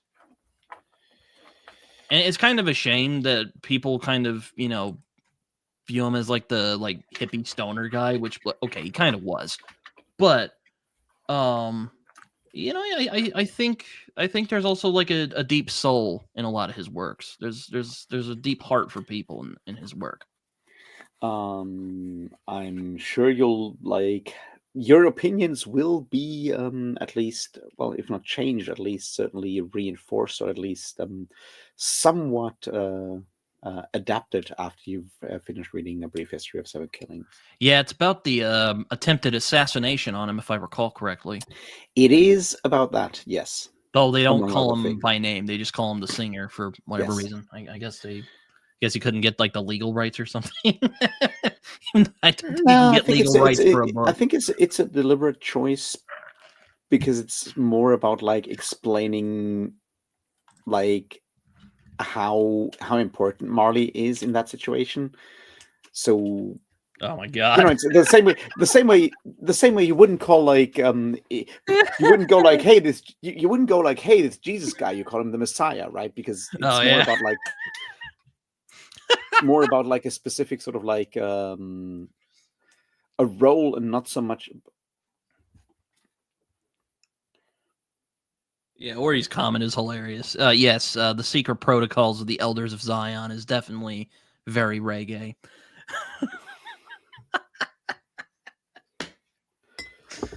Very punk rock. That's a problem with Jews, though. Yeah, I don't know. it Certainly keeps saying like very DIY when it comes to like the writing and everything. I don't recommend reading it. no, it's called I like have a read literary anarchist memes that forgery. were I much mean, better I've never edited read than it, and I don't Calls plan of on the reading Elders of it. Zion. No. Like I've read the Protocols of the Elders of Zion, at least For parts of it. educational purposes, hopefully. Oh yeah, definitely. While I was doing like research for the whole like larger like anti-Semitism video that I did like 2 years ago, and yeah, no, it's bad. It's really bad. Can't recommend reading it. It's the same way that, like, say, Mein Kampf by Adolf Hitler is not a book that I would recommend even for research purposes because it's just really poorly written. I was about to say, I have read Mein Kampf, unfortunately, and yeah, I agree. It's a god-awful book. It's terrible. Not even just because of the content. It's just not a good book whatsoever. And that's not me just trying to stick it to Hitler. Like, it is really a bad book.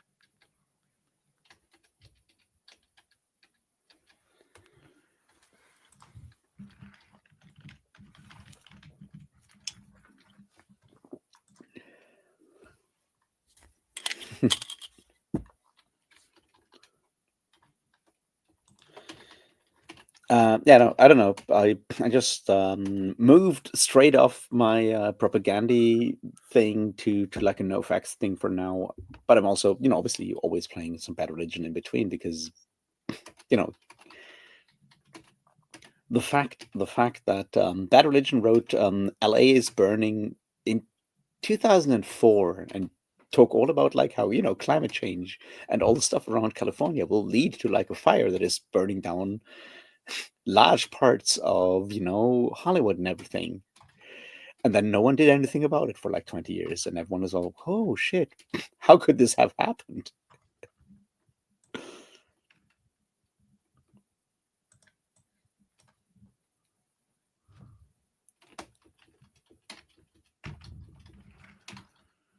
Yeah,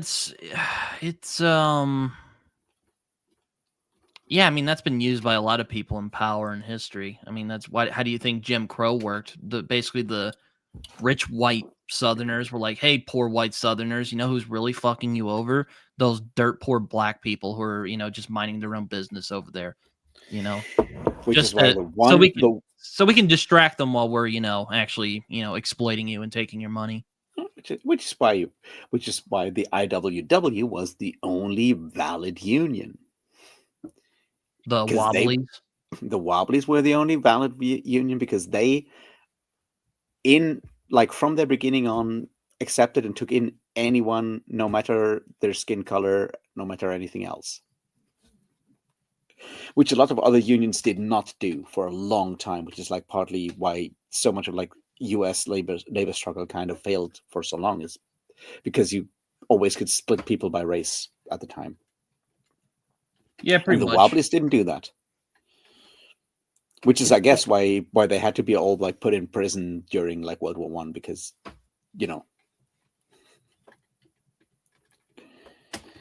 Yeah, Woodrow Wilson was a terrible president. He's easily my favorite president. God awful. Someone recently called him America's most racist, not slave-owning president, and I think they might have been right. I was about to say, yeah, they're not wrong, because this man, let me tell you what he did in 1915 when this film called Birth of a Nation came out. Yeah, he left the a first fucking movie blurb on it where he's like, "Hey, the KKK, actually pretty based. So, great job, Wilson. Now you've brought the KKK back, you dumb son of a bitch." I hate Woodrow Wilson. Don't even get me started on Woodrow Wilson. I hate that. Here's the really interesting thing. I have never met anyone who actually liked Woodrow Wilson, and that goes from like both like pretty reactionary conservatives all the way to like nobody freaking all the way to the like very all the way to progressive, like leftist progressives. No one likes Woodrow Wilson. Like, everyone hates Woodrow Wilson. Though it was funny. I read True Grit. I reread True Grit a few months ago for June on the Range. Still really good book. Still holds up. Yeah. It was really funny when Maddie described Woodrow Wilson as a Presbyterian gentleman. I just had to put the book down and just laugh my ass off because that was just, oh, honey. I mean, I feel sorry for you. He does get like a lot of like, well, not a lot. Like he does get some page count in Richard Hofstadter's Anti-Intellectualism in American Life, because Wilson very much was seen as an intellectual because, had a PhD and everything and used to work at like fucking Harvard or whatever before like actually getting into politics. He worked at Princeton, not Harvard. Princeton, one of those. I don't, one of those fucking elite universities that I will never get to, and you only get into to network for your startup afterwards, I guess. No, but like, so yeah. So he does cover Wilson in a relatively positive light. But even Hofstadter, he's probably like the mildest motherfucking liberal I've ever read, which is definitely a problem with him. Even he doesn't actually get to like actually endorsing Woodrow Wilson. He still goes like, well, yeah, but he failed as well. He might have been intellectual, but he kind of sucked at being an intellectual. I'm like, holy shit. Yeah, no, it's yeah. So Woodrow Wilson, not a fan. I think he was a terrible president, and he made the world worse. In hindsight, him and Andrew Johnson. Don't even get me frickin' started on Andrew Johnson. I fucking hate Andrew Johnson, but won't get into that. No, but yeah, he basically legitimized the KKK in the 1920s. So great job, Wilson. You really did a good job there. It's just, yeah, it is kind of funny that like literally nobody likes, or maybe not literally, but a lot of people fucking hate Wilson. He's definitely like right up there in the list of like really unpopular presidents. I mean, obviously everyone like the only reason people voted him in was because he dilly-dallied on World War I, and everyone's like, well, he kept us out of war, so I guess we'll vote him in. Yeah, Woodrow Wilson, really bad. I found my axe. I'm happy. Yeah, just it's well, like I'm not the biggest fan of FDR, but I think FDR is certainly yeah, he's way too progressive. But I'll give him credit. I'll give him credit. Hold on. I'll give him credit. I do think he was the leader we needed during World War II. So he gets a lot of grace for that. How would you say that FDR was too progressive, though? Well, it's kind of a gray area because it's like I do think the New Deal was generally positive, but I don't know. I'll have to think on that for a moment. Kind of put me on the hot seat there. What I find really interesting, here's a book that you might want to add to your list of books that you want to read at some point. Machine Made by, gods, I need to look it up, the author. Machine Made is a book about Tammany Hall and New York politics and Al Smith and how sort of like Tammany Hall's specifically very corrupt sort of like politics. Is it the one about Terry? Is it the one from Terry Galway? Yeah, that's the one. Okay, all right, I'll add it. And it looks at like how sort of like New York local politics through Tammany Hall, sort of through like the specific like labor conditions and the Triangle Shirtwaist Fire and all of those kind of things led to very progressive pro-labor sort of politics and social, establishing some basics of labor rights and social welfare and so forth in New York, and how that sort of like paved the way for FDR's New Deal and FDR's reforms when it comes to some basic standards when it comes to like labor rights and stuff like that, and how that is all rooted in sort of like the very corrupt Tammany Hall democratic machine in New York City. And in that regard, I think it's a really interesting book because it kind of showcases something that is often sort of ignored when it comes to, especially like, talk about like Tammany Hall and the New York Machine, which is, a absolutely fucking corrupt organized crime. But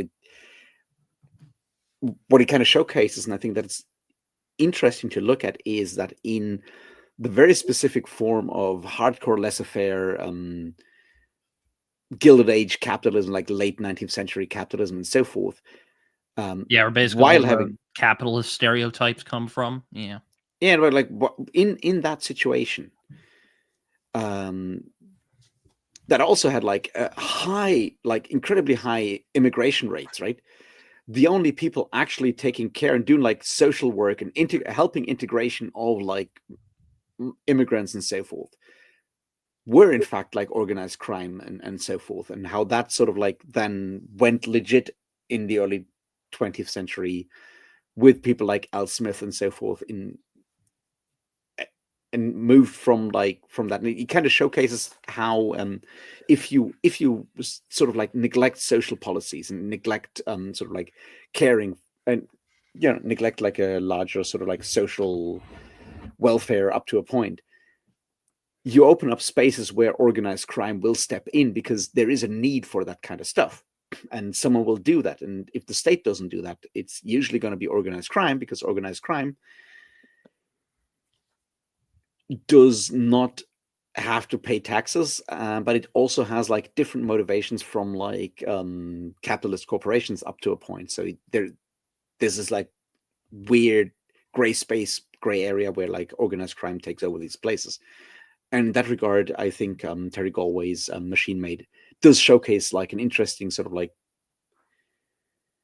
how specific aspects of New York City history kind of had a huge impact on like larger US history afterwards in some ways. So I highly recommend that book in that regard. It's really interesting. All right, I'll add it to my list. And it's a really good companion piece to obviously Robert Caro's The Power Broker, which is a book that you definitely need to read. Because you really want to read like a 1,200 page book about New York City planning. Yeah, didn't you read that earlier this year or last year? Read it. Yeah, both Max Garfield and I have read it earlier this year, I think, and it's an amazing book. It's just like hard to describe. It's 1,200 pages about Robert Moses and New York City planning, and you learn so much other stuff around it. It's very impressive.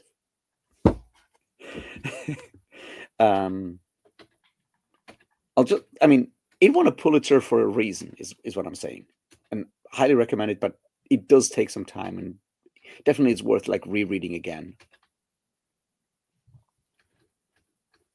I'll have to add that to the list.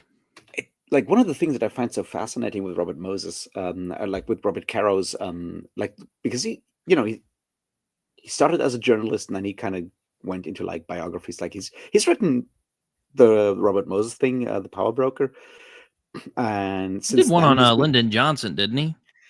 Yeah, he's still working on that because he's taking a long time because he's like I don't very really like careful about Lyndon that. B. Johnson, but He's written like 4 volumes of it, and there's like a 5th coming at this point. But this is like Robert Caro being like the weird guy that he is.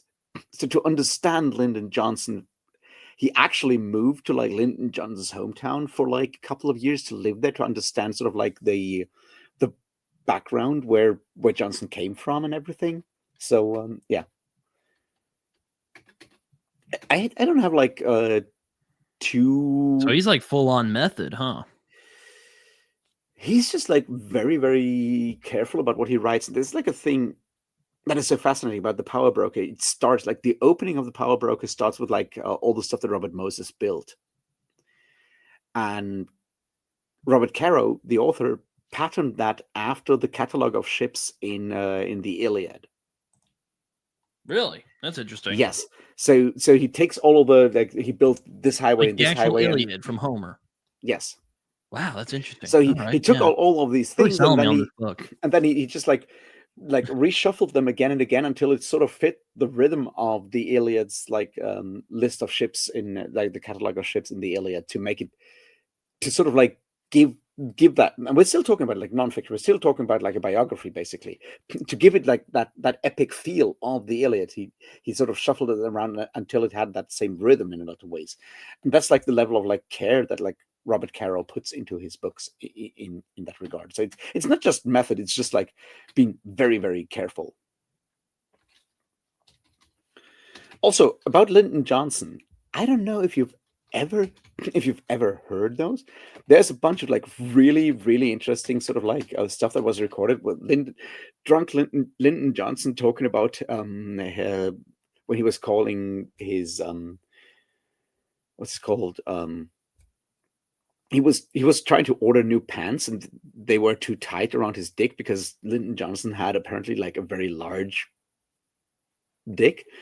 And, and there's like some insanely cool audio bites of Lyndon Johnson talking about his. Yeah, he was a character. I'll say that. Like Lyndon B. Johnson, like he was a very effective president, but like I don't like a lot of the civil rights policy aside. I really didn't like a lot of policies he did, because it made it, and also his mismanagement of Vietnam isn't very good either. I think he made people too dependent on the government, which I generally am against. Right, Mike Scarfield, he's still like, when you listen to like current like interviews with Robert Caro, but he has like the most New York accent you've ever listened to. Like, if you imagine like the most caricature of a New York accent, Robert Caro is that turned to 11. It's insane. It's really funny to listen to him, but like he's really smart. Like he's still like very sharp. I agree, but like no, like the Lyndon Johnson sound bites about all these things, like when he was like drunk driving as the president. And so like, oh my god, like, somehow that doesn't shock me. Here's the thing.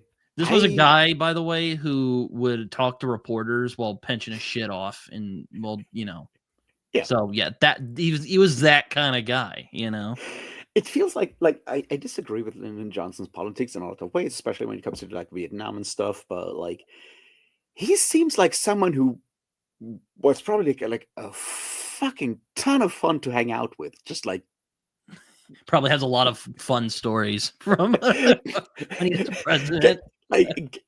Getting drunk with Lyndon B. Johnson sounds like an absolute fucking hoot. Like, seriously, that. Like him and like Teddy Roosevelt. Like I would love to have a beer with Teddy Roosevelt. That seems like it would be fun, because I bet he has a lot of fun stories.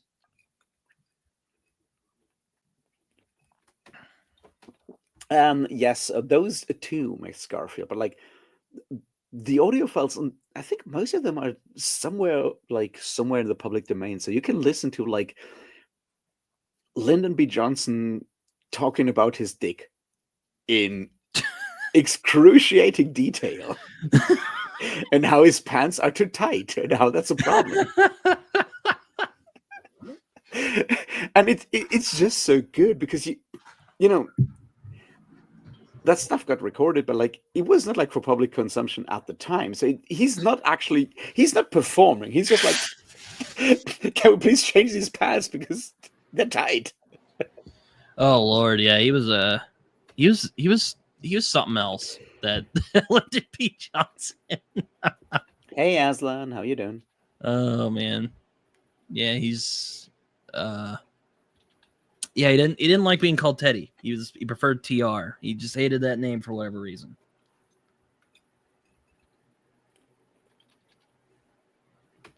No, but yeah, it's but like, yeah, check out those audios, Britton. I'm sure you'll love them, because it's also like Lyndon Johnson's like really, really brutal like Texas accent does really work well with him complaining about his tight pants in like ways that I'll have to listen to that. it'll make you rethink the universe is what I'm saying. I'm not going to say it's going to make you happy, but it's definitely it's the kind of experience It might be entertaining. Is that what you're saying? It's an experience. Oh yeah, God, Napoleon's love letters are.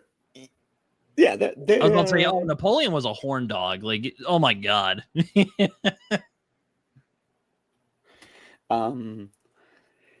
Napoleon was very horny, but also like very clear on like what he liked and what he didn't like, which is what makes those love letters very interesting. Yeah, no, one historical book I would like to read is Napoleon: A Life. At some point, I would like to read that book because I'm quite fascinated with Napoleonic history. I just find that to be really cool. That's an interesting question, Aslan. So, what's your favorite president, Britton? Do you have one? That is a good question. It used to be Kennedy, but it's not really Kennedy anymore because it's like, he's good at giving speeches, but like, I don't really know what he did. Unfortunately, he was too. He's apparently very bad at fucking, but also very successful at fucking all the time. So I kind of. He was another massive horn dog. I'll give him that. He was raw dogging the shit out of everybody. But you know what? Yeah. I really I do like Theodore Roosevelt a lot. But let me think. I think Abraham Lincoln is probably my favorite president. Lincoln's pretty good. Which is probably like a cliche answer, but like just think of all the things he did. Like how he handled the Civil War. It's insane. Like Team of Rivals is a book I definitely want to get to at some point.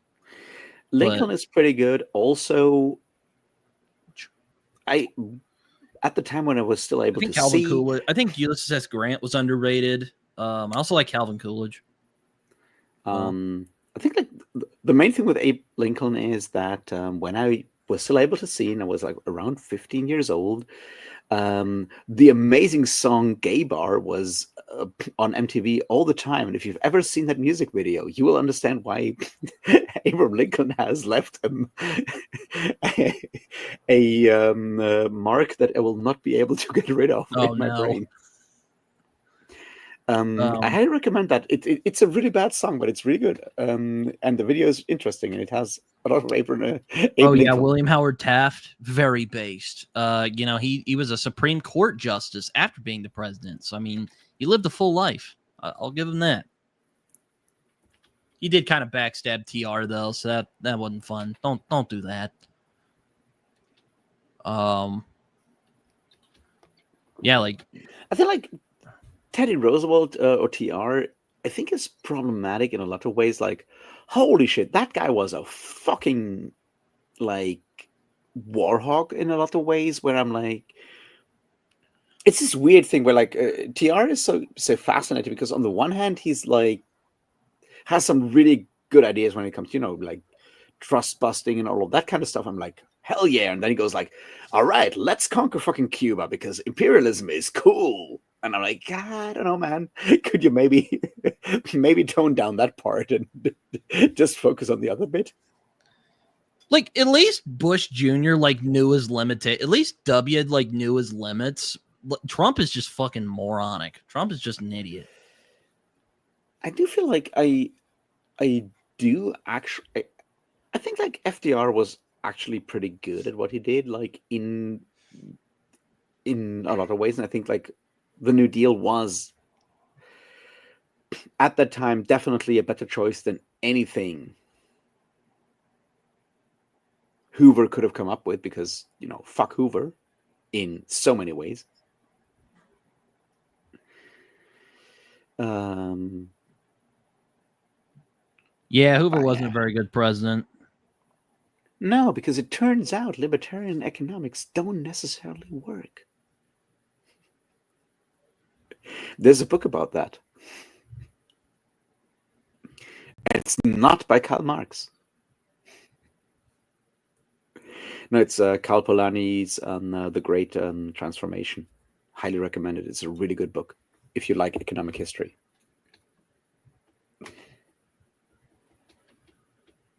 I mean, it worked fine with Calvin Coolidge, I think. I think Coolidge is underrated. He's a good president. No drama. Well, Harding wasn't that good. I don't think Harding was okay, but he just he was kind of a sleazeball. Also a horn dog. A lot of horn dog presidents, to be honest with you. I think it kind of comes with the job. When it comes to the Comes history with of a job, what's that mean? I'll explain in a second. When it comes to reading the history of America, Thornell, I hope you'll pick the one by Howard Zinn. Really? Also, really? Yeah, of course Hoover sucked. That's kind of in the name. Really? Yeah, okay. All right. We'll go with that.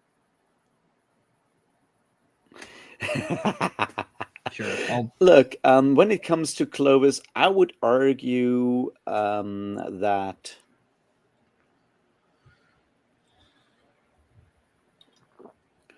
the history of the Franks is an essential piece of history writing.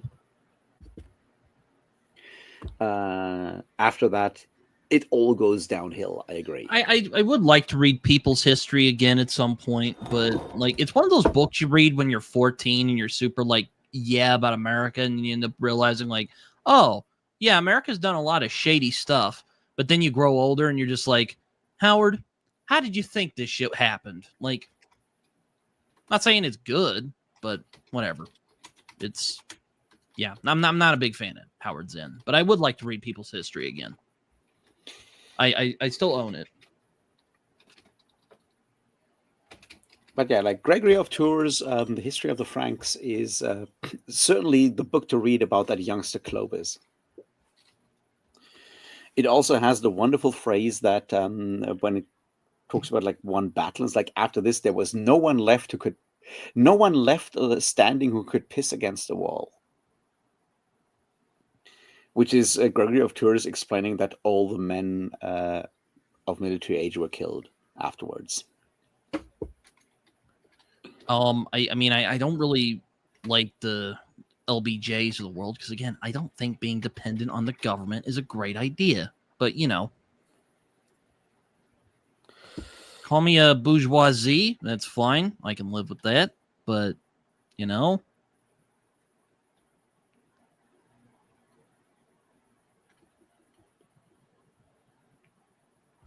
It's kind of the weird thing about America. It's like, we don't want big government, but hey, government, could you come in and like pay my my social bills and whatnot?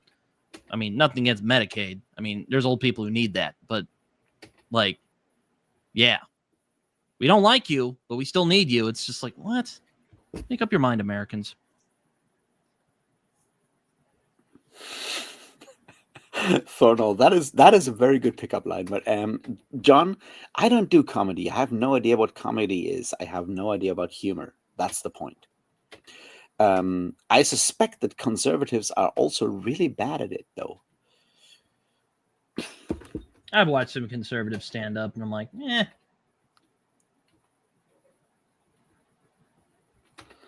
That's kind of like, I mean, like humor is so very, very personal in a lot of ways. It's kind of difficult to sort of generalize that.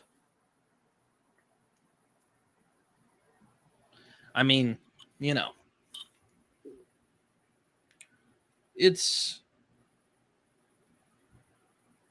weird. That's why I'm always frustrated with progressives, because they're always bitching about like the government, but then like they want more government involvement, and I'm just like, that doesn't make any sense. No, it does.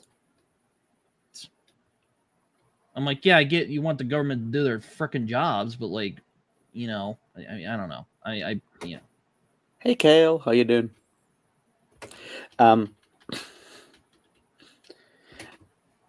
mean, in a serious way, the problem is not that you don't want, like, I mean, you want the government to actually do its job, which is, not what like governments under capitalism usually do, because capitalism, especially like neoliberalism, does not necessarily work really well with like what you want like government to actually do. And that's kind of and it kind of goes into policies and stuff like that. But like I do believe that when it comes to stuff like infrastructure, it is better to have the state run that, because the idea that infrastructure should actually generate profits runs counter to like what infrastructure should do. And I don't necessarily need the state to run it, but I think the understanding that like trying to have like public transport and roads and all of those things, trying to have them sort of like generate revenue and profits is not how that works, because what you want is that stuff to actually be fail safe and all of that kind of stuff. You need that stuff to work. You don't need that to generate profits. And if you put like the profit motive like up top at like the number one thing, that leads to cutting corners and leads to like degeneration in like quality of like the actual service, and then you end up with like fucking Texas losing electricity every time like one fucking snowflake hits the entire state, because doing all the backups and all the other stuff that you need to do if you want to have like your infrastructure to actually work does not sound like something that will maximize shareholder value, and that's something we need to recognize. I'm not saying the government shouldn't be involved in anything. Like, I mean, like you said, it has its purpose. It's just like when it gets involved in like economics, I just don't really, or well, I don't fucking know. And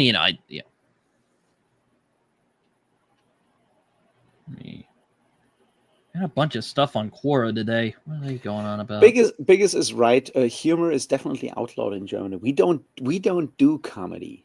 It's man, I guess Hitler didn't like the Great Dictator. Damn. The thing is, German comedy and German so-called comedy and German humor is really, really, really bad. It's not good. If you want German language humor, you have to go to Austria, because they have like no fucking film. Hitler land. I hear you. I see what you did. Yeah. So like Hitler has the best comedy. That's what you're saying. Sort of, I guess. I mean, I know there were some people who were rewriting certain stuff in books, which I thought was rather distasteful.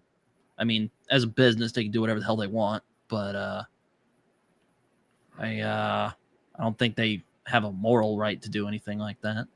Yeah.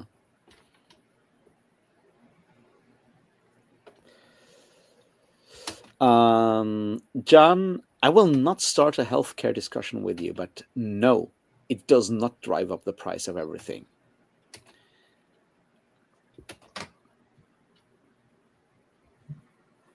I think they're canceling books all the time. The question is like, do you mean canceling or do you mean banning? And if so, in what way?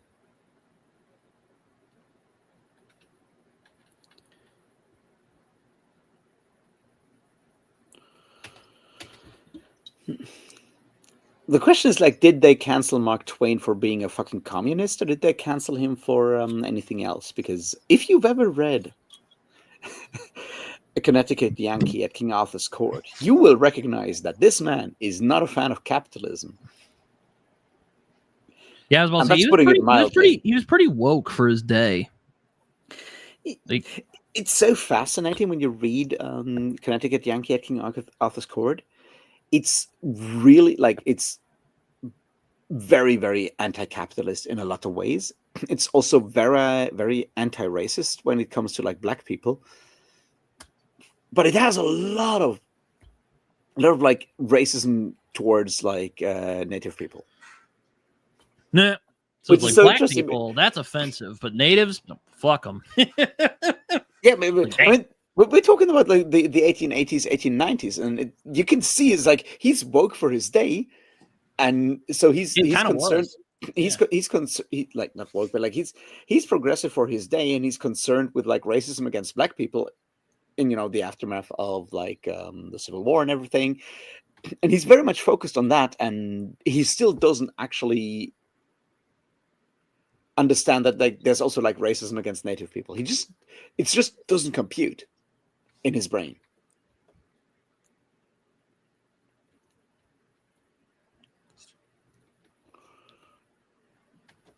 Mark Twain actually met Brigham Young once, which is pretty interesting. He didn't like him much. But who likes Brigham Young? You know, he shot people. You know, I'm still waiting for that Mormon video. I want you to get to that. I really want to get to that juicy stuff where the Mormons and the U.S. government started shooting at each other because they didn't like the Mormons. I want those juicy bits. Yeah, that was an interesting thing. Or when the Native Americans are like, "Who are these fucking weirdos? Kill them." Let's kill them. And then we have to talk about the Mountain Meadows Massacre. So, you know, Mormons not always as friendly as they seem. That's all I gotta say. It's now, as someone who has read a book or two on Mormon history, it's very interesting to like Mormon history is very interesting because it does sort of tell you a lot about like larger US history at the same time, because Mormons are sort of like this group that is first like outsiders and then very desperately trying to become insiders in a lot of ways. It tells you a lot of like where like the general like zeitgeist was at a specific point in time in the US in all kinds of ways. It's really interesting in that regard. So it's I was about to say, like, the literal comedy award is the Mark Twain Award. So, I mean, he kind of was the first stand-up comedian in a lot of ways because, like, he would literally have, like, events where he would speak. And they were very much like stand-up routines that we have nowadays. So, yeah. I haven't read James yet. I would like to read Huckleberry Finn before I read James from Percival Everett. But there's some of it that's kind of stretching my suspension of disbelief. But I would like to read Huckleberry Finn again before I read James, so I won't just say, "Oh, this feels really weird," and then some idiot will go, "Oh, but actually, Jim could read in the book," and you know, I don't want to deal with that. I want to know. Yeah, I want to reread Huck Finn again before I read. I remember it being a great book. It's a really good book. I enjoy it a lot. Yeah, it is, and there's some really interesting stuff. Like politics wise, there's some really interesting things that Twain is trying to do there.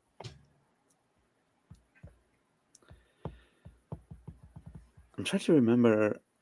I met some Mormons about last year, around not this time, but about a year ago, and I started talking to them, and they were cool people. They were trying to convert me to Mormonism, and I was just curious about the religion, so I would ask them questions and stuff, and they even gave me a little Book of Mormon. But I think they stopped talking to me once they realized I wasn't interested in converting to Mormonism. They were good guys, though. Shout out to those guys. Well, here's the thing, Thornell. That may be a picture, but that is not written into the Book of Mormon. And I'm saying this as someone who has read it like 3 times by now, so I know what I'm talking about. There is no mention of any of that stuff. There is a situation where, yes, Jesus Christ appears to the Nephites in the New World after his crucifixion and his resurrection and so forth. Of course, that happens. But there's like no mentions, obviously, because, you know, it's written in like the 1830s. So there's like, not 1820s even. So there's like no mention of Chichen Itza and no mention of like I remember them going like, "Do you know there was a prophet? Do you know we have a prophet that people like to listen to?" And I'm like, "Oh, really? Interesting." I wasn't really buying it because I'm like, I don't know. I mean, I'm open-minded, you know, but you know, I think people can cut me some grace for being at least a little skeptical of that claim. I think like, so what I've learned and from like doing way too much research on Mormonism. Right back. I'm gonna go to the bathroom real quick. Yeah. Keep the masses entertained. I will. Now, the thing that is so interesting about Mormonism is that it does cover a lot of like issues that you find in your classic, especially like Protestantism in a lot of ways. where like a lot of the questions like, predestination, all of these kind of things, and Mormonism kind of explains them away by having like these very folksy sort of like ideas of like how that stuff would work. And you can see how that that's sort of like a guy who's like not incredibly well educated going like, well, there's all these problems I have with Calvinism, but what if I invented like more stories about, stuff, and that would explain away all of those problems with, all the weird like contradictions that are inherent in Calvinism. And that's kind of where you kind of get like Mormonism in a lot of ways.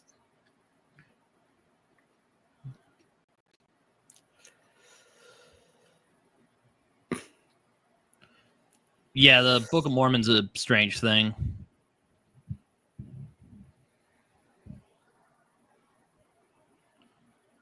Like apparently, from what I've heard, there's like if a fire started, like you couldn't go into the like Mormon temple unless you were a Mormon, which I'm like, that's bizarre, but okay. I guess they want their temple to get burned down. I don't know about that one.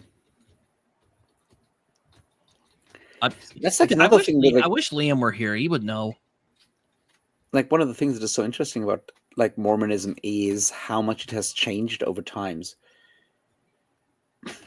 Like for example, I mean, everyone knows about like the whole thing of like not drinking alcohol and stuff like that, right? Which is, one of the revelations in the what's it called?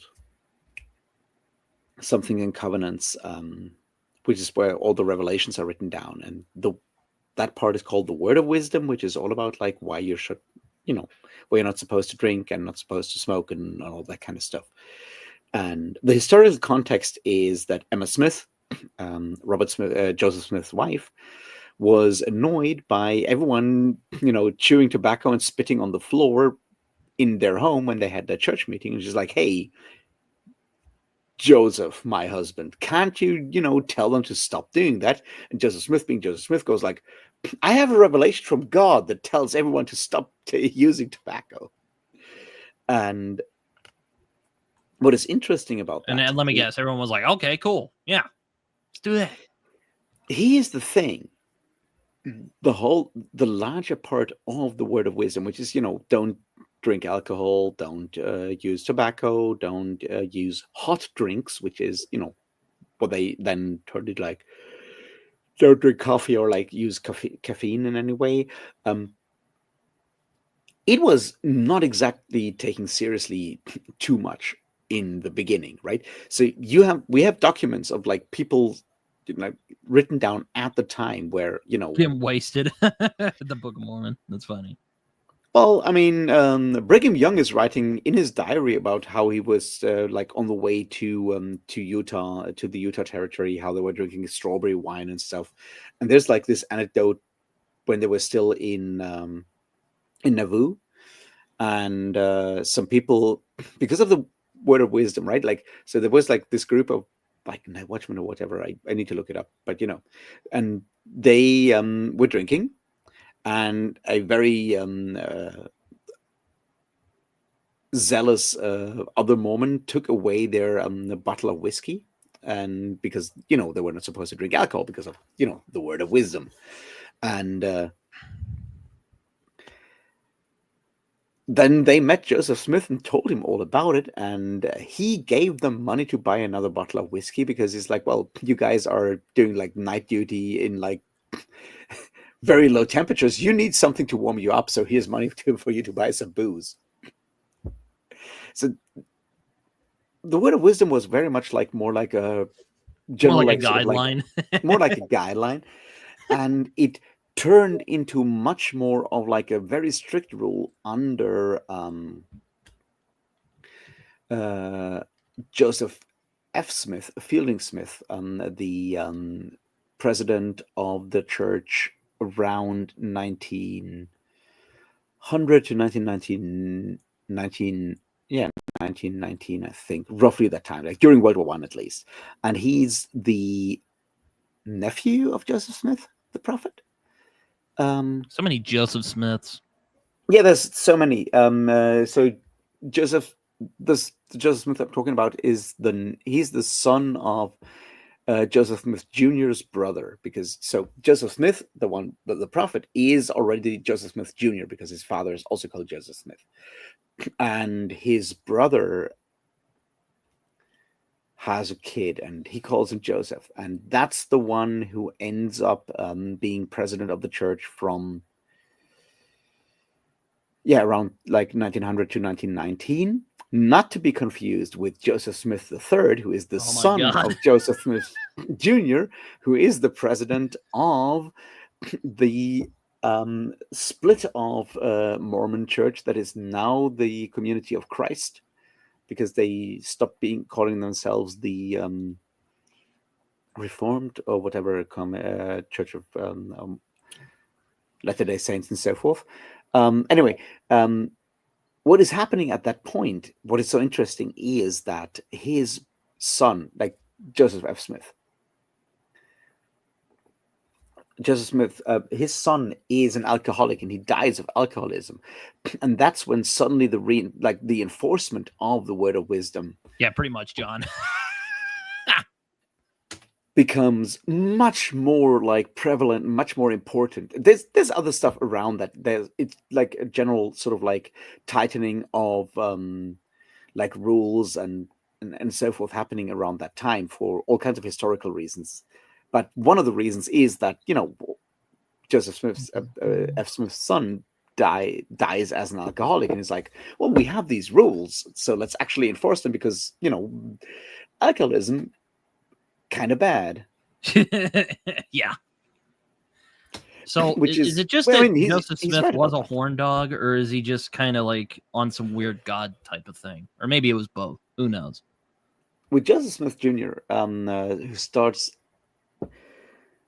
it's complicated. You're talking about the whole polygamy thing, right? Yeah, no, it's because John said no caffeine, no alcohol, no tobacco. Marry all the women you want. Which What I know is he's probably being interesting? So facetious. what is interesting about that is, and I'm not excusing Joseph Smith here, right? Just to be clear. In the beginning, it is not just polygamy in the sense that like one man can marry as many women as they want, but it is very much also polyandry in the way that women can marry. Like, so you have you have women that are married to a husband, and they then also have a spiritual marriage with Joseph Smith. So there I think are so, yes. so you For have a lot of that connection. And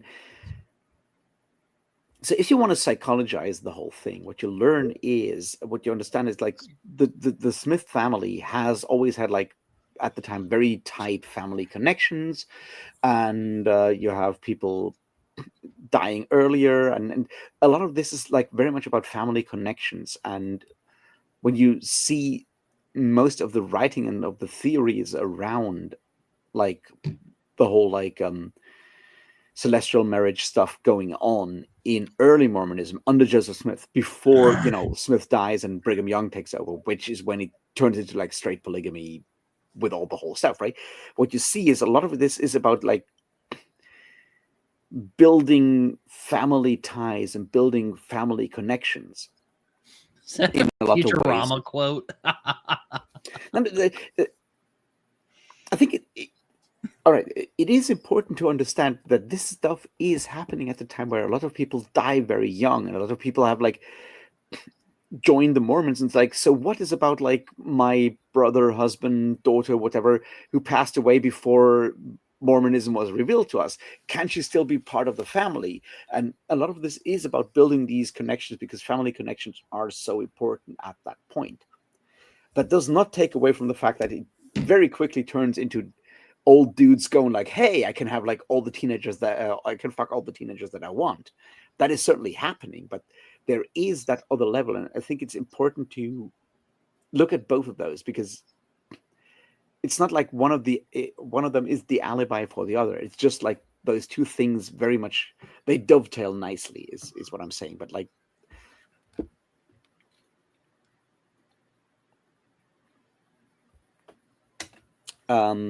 So that I think is important to understand, because a lot of this stuff, when it comes to like baptism for like the dead and so forth, a lot of this is around people having family members that died before they could be baptized or whatever, and go like, hey, are they going to burn in hell? And because Mormonism at its core is a very pragmatic religion, goes like, well, of course we don't want that. Like a good God would not want people to die in hell, because to suffer in hell just because they were, born too early for like revelation or whatever. A good God would not do that. Catholicism and Protestantism have like very elaborate theologies around the same problem. Mormonism, being very pragmatic, goes like, no, fuck yeah, we could just like baptize you vicariously for someone who has passed away, and then they will not end up in hell. And you solve that problem. And that pragmatism, I think, is what makes Mormonism such a paradigmatically American religion in a lot of ways.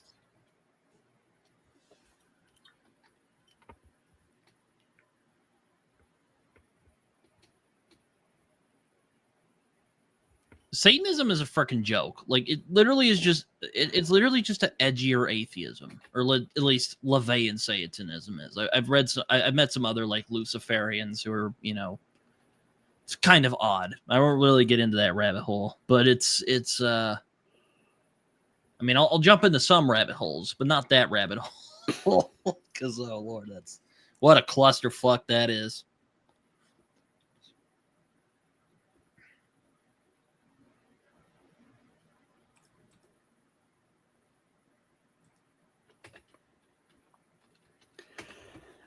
So like, I feel like, yeah, like looking at the history of Mormonism is really interesting, and looking at like how Mormonism was very progressive, for example, in the I'll like be right back. 1920s, Keep and the then masses turned entertained to like hardcore like conservatism in the 1950s and so forth. It's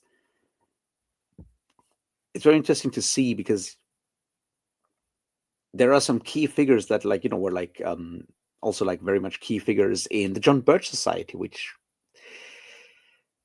yeah, is one of those things that America would be much better off without. You mean lunatics? The John Birch Society? The John Birch Society, and Ezra Taft Benson, who was president, prophet, and revelator of the Church of Latter-day Saints of Jesus Christ, from like the late 70s throughout the 80s into the like early 90s, was very active in the John Birch Society. At the same time as Tim LaHaye of Left Behind fame was also part of the John Birch Society. And Oh, that's sort of like, and that is kind of where you have that, where you reach that moment where that sort of like Christian or religious right sort of comes together, is when you have like Tim LaHaye and Ezra Taft Benson both end up in the John Birch Society, and then they build their strategic allegiance with like Catholics like Phyllis Schlafly, and that's where shit goes down and gets really, really bad. And Ezra Taft Benson is so fascinating, because he's a Mormon, he's a far right Mormon, he's member of the John Birch Society, big fan of the John Birch Society, was considering to be running mate of George Wallace in his presidential bid. That kind of Ezra Taft Benson was also Secretary of Agriculture under Eisenhower, which is interesting when you look at things that Robert Welch published as a member of the John Birch Society, or as the founder of the John Birch Society, like The Politician, claiming that Eisenhower was in fact an agent of the global communist conspiracy. And Ezra Taft Benson, as Secretary of Agriculture of Eisenhower, was very much on board with that book at the time. And you're like, how can you I mean, like I'd love to have an American president who is part of the global communist conspiracy. Sadly, we never got one. But Eisenhower definitely wasn't it. Like, seriously. and it's just like interesting to see how that sort of like moved the Mormon Church, the LDS Church, to into that very specific religious right with the moral majority, with Jerry Falwell, all those kind of people in the 50s and 60s and 70s, and you can pinpoint that to like a couple of very specific people who, Ezra Taft Benson, J. Reuben Clark, who was part of the Hoover administration, and so you can see that sort of like through line where the LDS Church aligned with with Hoover, and then Eisenhower sort of kinda and turned into that libertarian right where they still are, which is interesting.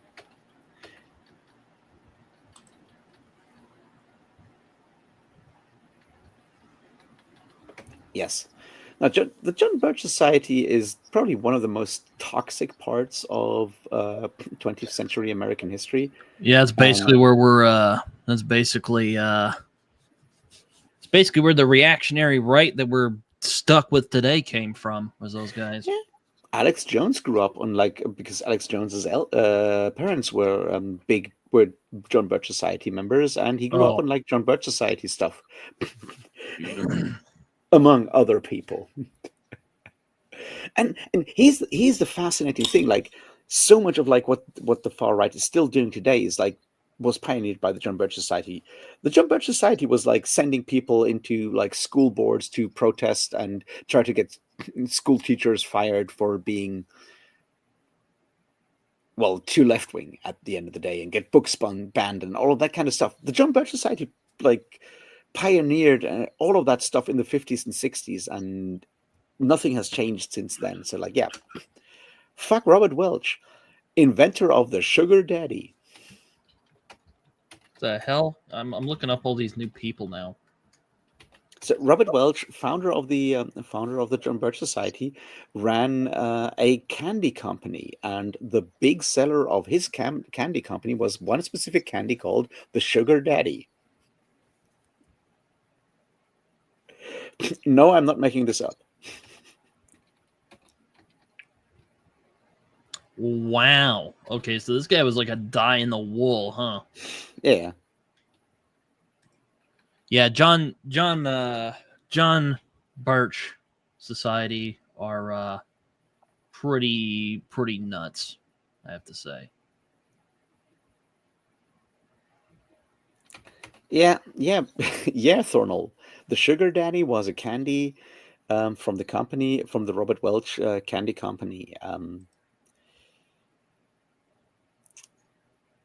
It's just like so funny in like a weird way. But someone thought that Sugar Daddy was a really good name for a candy in the 1930s. And they haven't been wrong since.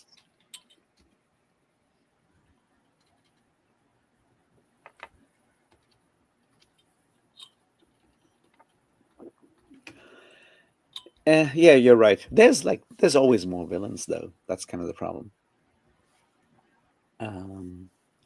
Britton. Yes. What's your plan? Because it's getting close to midnight. I was about to say I'm probably gonna take off. Not too long. I don't know. I didn't really have a plan. Give it another 6 minutes, because then I can sing 2 minutes to midnight and be very happy in my Iron Maiden thing. All right, yeah, no. I mean, I did have some other things I wanted to get to today, like finishing up the volume of Battlefields from Garth Ennis that I'm reading.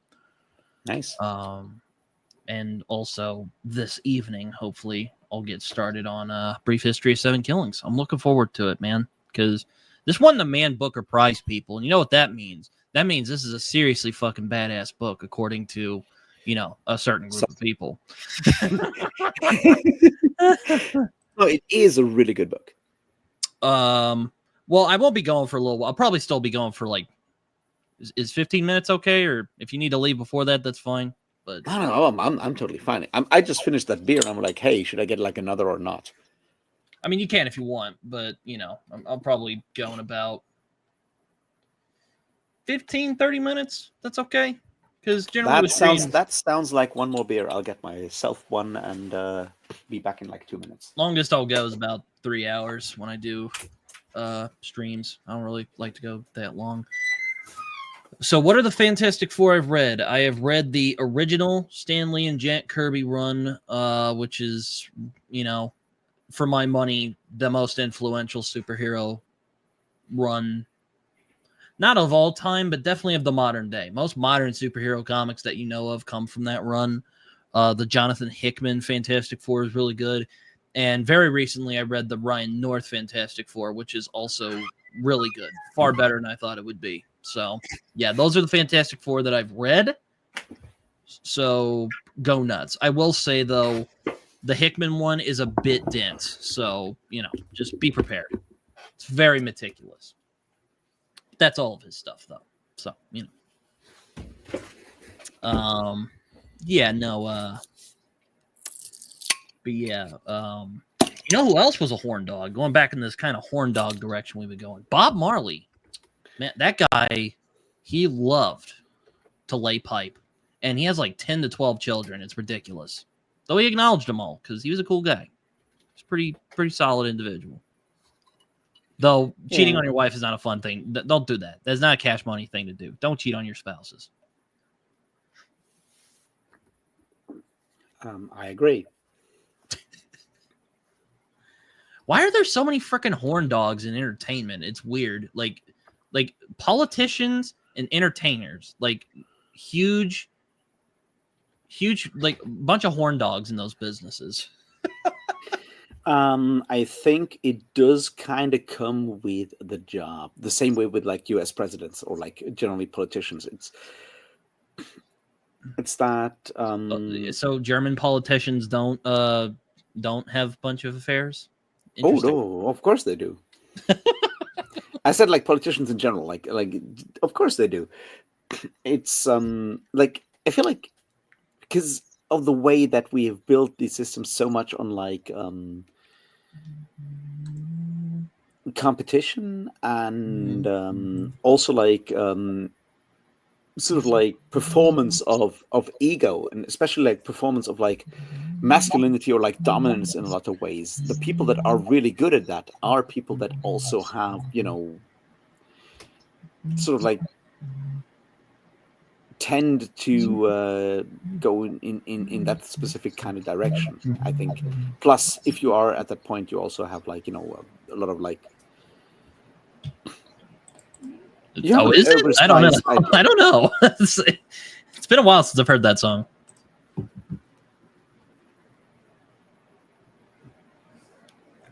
It's probably a good thing because let me tell you, man, it's not worth it. I mean, it can be fun, but I'm not really into like casual flings like that anyway. So don't do that. Treat yourself better. But yeah, Bob Marley, he liked to stick his wiener in a lot of women. A lot of people do, apparently, when it comes to entertainment. I think a lot of this is just about like power. At the end of the day, so much of this is about power, and it's what happened to Neil Gaiman.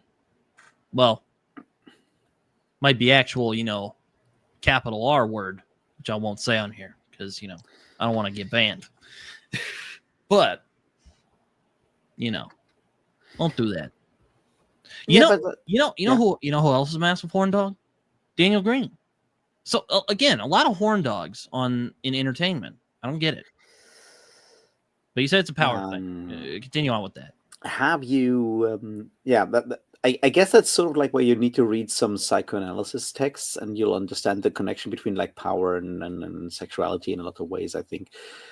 I'm not necessarily always convinced of, but there is certainly a level to that, and especially when it comes to like sexual violence, right? That's when it is very much just about power. It's not about like gratification or whatever, right? It's just about like power. And if you are in the politics business and up to a point in like entertainment, right? So much of this is about sort of like projecting an image of power and projecting an image of dominance that it's easy to sort of like have that sort of like connection. With entertainment, there's like another element where I think the problem is that a lot of people in entertainment in particular get like famous relatively young.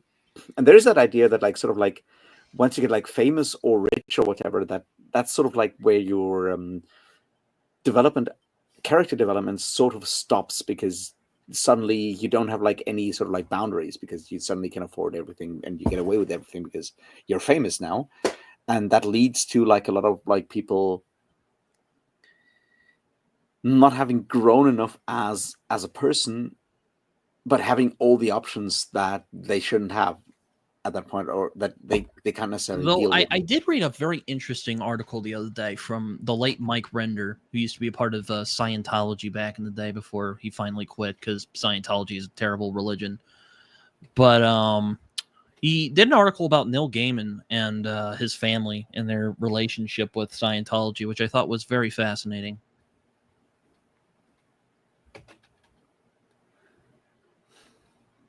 And he was speculating, though I won't say if it's actual truth because, I don't know any of these people, of course. But Ocean at the End of the Lane might have been inspired by an actual suicide that happened in Scientology. No, that is relatively clearly confirmed that is very much about something that Neil Gaiman was, or Neil Gaiman's parents were like sort of involved with.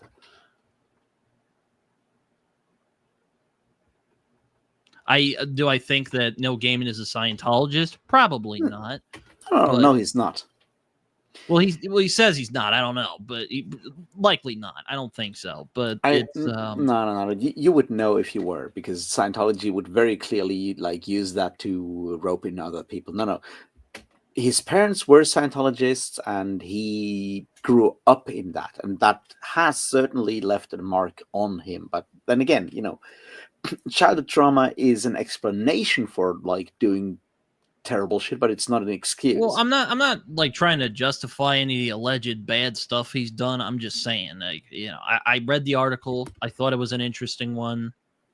I don't know. It's definitely like it adds context. My point is more like it explains where a lot of stuff comes from, but it does not excuse it, right? Because you still have the choice to not do that stuff. Yeah, be a especially dog and take advantage of women. Don't do that. Don't do that. Especially if you're this rich and this powerful, you can actually you have enough power and money to actually make sure that you don't do like fucked up shit. Because you can hire all the therapists you want. You can also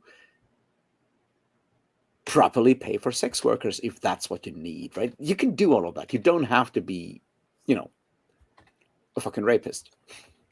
Allegedly. We got to say allegedly. I don't think anything's been confirmed by law yet, but yeah.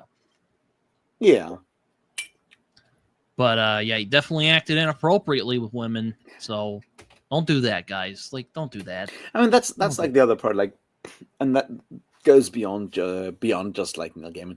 We have this problem when we talk about stuff like that, in particular, like sexual violence, but like that we have this sort of like difference between like legal terminology and stuff where we all where we as a society know that it's wrong and someone fucked up and did something wrong, but it may not be officially illegal, and that's sort of like where language often fails, right? We see that often. It's like, yeah, is Neil Gaiman a bad guy? Yes, definitely skeezy. Yeah, like on a moral level, he fucked up massively, and I at the end of the day, I don't care about like the legal definitions of that. It's like, no, he's a dickhead. He's a massive asshole. He used his power to abuse people, and the legal definitions don't necessarily matter for me in that situation, because law is not about justice. Law is about law, and we need to understand that. Then again, I've kind of accepted this point that, look, a lot of the authors we enjoy, or artists, or anybody, are flawed people who make bad choices and fuck up royally like the rest of us. Again, doesn't justify any bad decisions people make, but yeah, and that I think is like the other part, like what you said there, Ben. Like all the other people that are tied into that, because Gaiman is not just like Neil Gaiman the author, but because of like his work in comics and all the other stuff. Like Neil Gaiman is a brand, and with his personal failings, everyone else is affected by that. And yeah, everyone kind of got fucked over by that. kind of like, hey, I did the artwork for Neil Gaiman's Sandman comics. Is not going to go as well now that it did like 5 years ago. Can people make good decisions? That's what I want at the end of the day. Can't we have nice people? That would be nice. That'd be nice. But that's not the world we're in, unfortunately.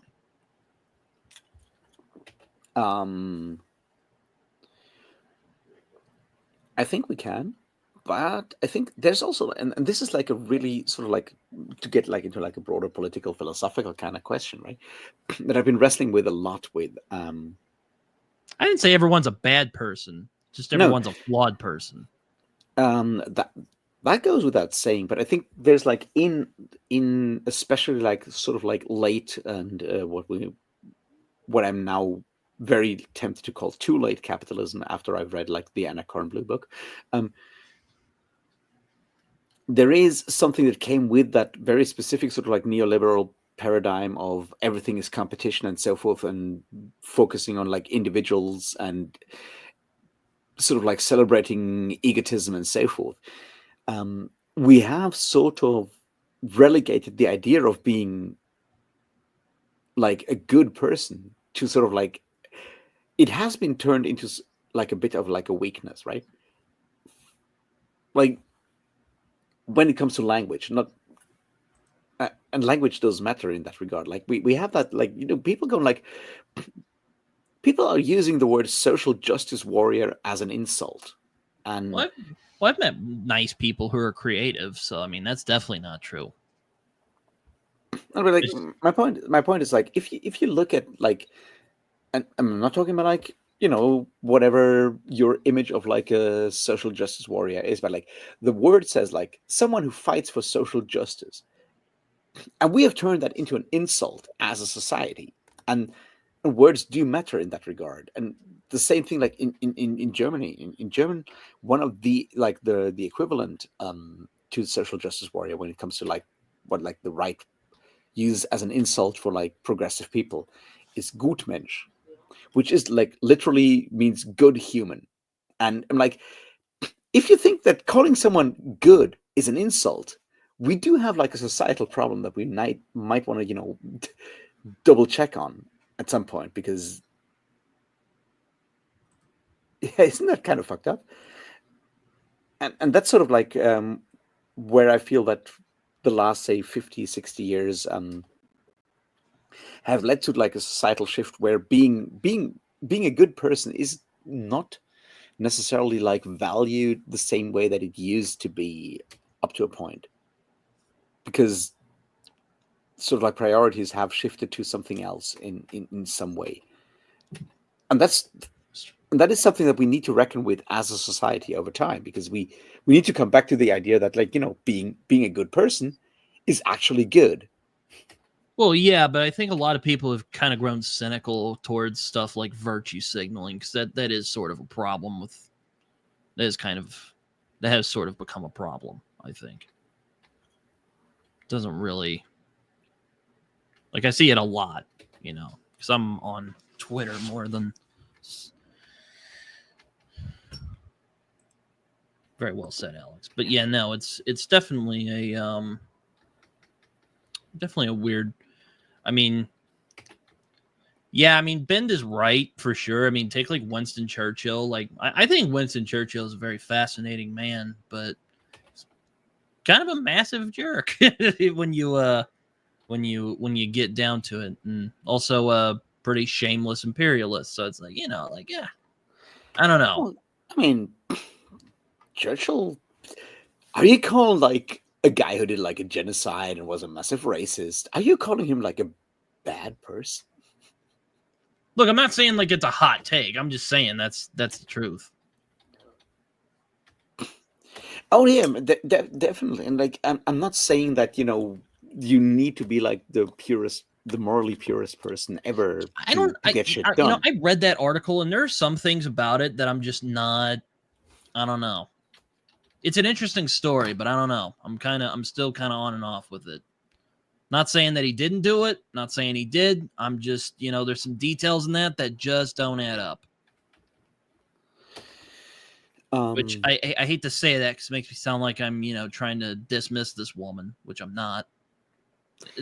That's the complicated thing with things like that. It's I feel like the problem with that Cormac McCarthy article, thing is it's also not well written either. For yeah, that matter.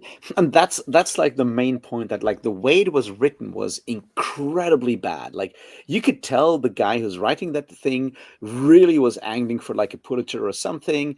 He's trying to do his best to imitate like McCarthy's style from time to time, and he's objectifying her a fuck ton, and it's not a good, like, the writing is the problem there, because you can have like a really good article about the whole thing. You can like write a good like thing about that whole, or just like have her write her story, and like not just like turn her into this like object, and she's like, oh, she's this mysterious woman that like McCarthy had a thing with, and now I'm writing about like how she's standing next to that horse and how it's beautiful, and I'm like, for fuck's sake, we're still talking about like a 30-year-old dude hooking up with like a 15-year-old or whatever.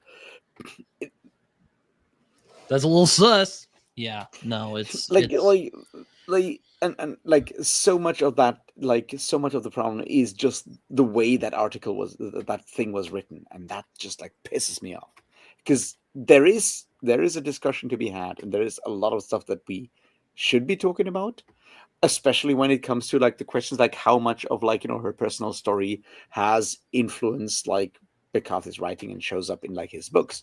How much of it is even true? Because again, there's some details that just don't add up. And all of that stuff, admittedly, they're small details, but still, nonetheless, but like Quentin Tarantino says, the details make your story.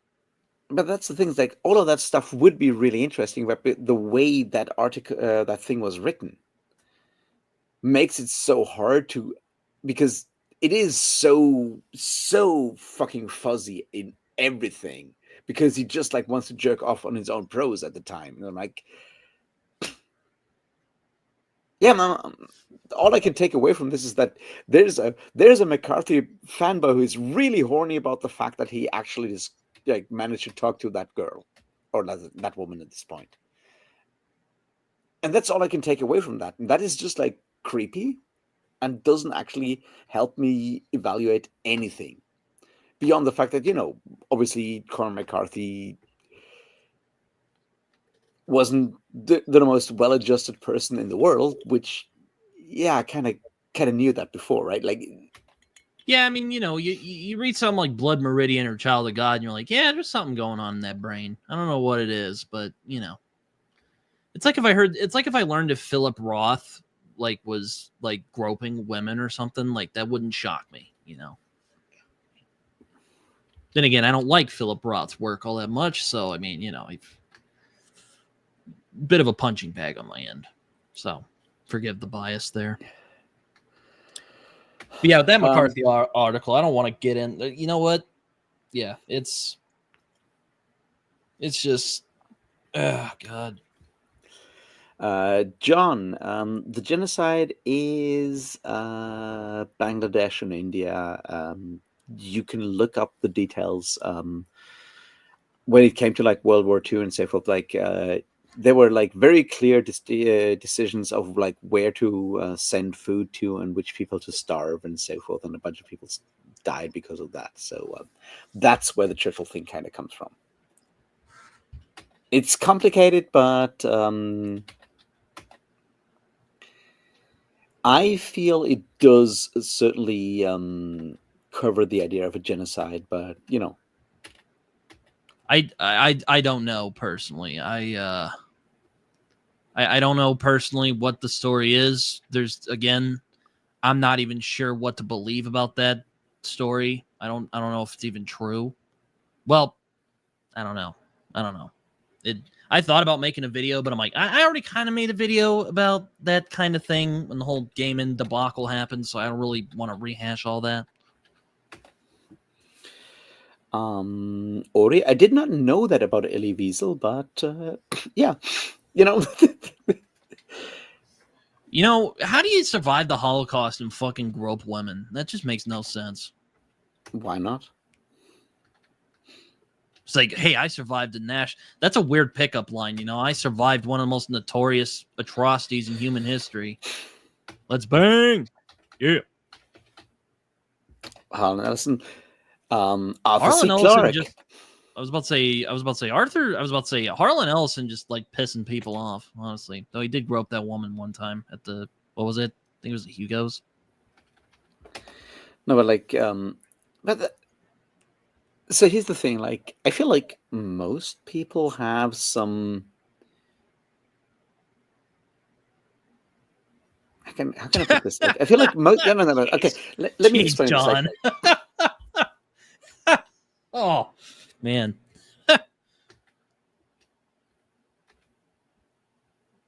You know, that's true. That's true. That's a good point. I'm not saying he didn't. He definitely did do. It's on camera. That happened.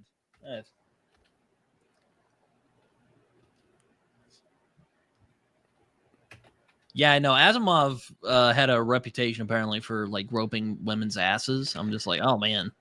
okay, I didn't know about the situation with Harlan Ellison and Connie Willis, but yeah, I mean, yeah, look, Harlan Ellison, good writer, but not a good guy, and I think so. I don't know about that. He's just kind of a jerk. Yeah, but like, kind of a jerk is very much like the opposite of a good guy, right? I mean, let's like actually, look at like what words mean. Yeah. I think like my point is that in a lot of ways, like I feel most humans have like some sort of like dark. I don't want to call them desires, like sort of these dark impulses, and like most of us don't give into those. On the one hand, because we don't want to do that. On the other hand, a lot of that stuff kind of you can't actually do because it's socially sanctioned and so forth. It's the same thing as like people standing in like if you're standing at like at a cliff or something, and you have that weird sort of like feeling that you might want to jump off, and you don't, because most of us don't. So there is that thing, and we kind of have to deal with that. We kind of work with that. The problem is if you become famous, powerful, whatever you want to call it, suddenly a lot of like the sort of like external sanctions that keep us from doing bad shit are a lot of the brakes are off. Like not when it comes to the cliff, but like when it comes to like all the other stuff where like, hey, I really want to punch that guy in the face because he pisses me off. And I'm like, I'm not going to do that because, we're in a civilized situation, and it certainly will come with all these kind of problems. So like, if you're famous, you can do that. If you're the president of the US, or, chancellor of Germany or whatever, you can get away with like a lot more. If you're fucking Elon Musk, you can get away with a lot more unless you're, someone punches you in the face, which apparently happens from time to time, which is good. But like, suddenly a lot of like the sort of like social guardrails sort of like are off once you are powerful, famous, whatever. And that makes it much easier to sort of like give in to a lot of like these fucked up impulses, I think. And that's like why we see so much of like so many celebrities kind of be fucking assholes. It's not that they're like more evil than we are. It's more that they are in situations where they can get away with it, or feel that they can get away with it, and we can't. Well, hold on. Sorry, I was reading something. You know what? I'm not gonna go into Michael Jackson, not today, because that's a whole other fucking can of worms right there.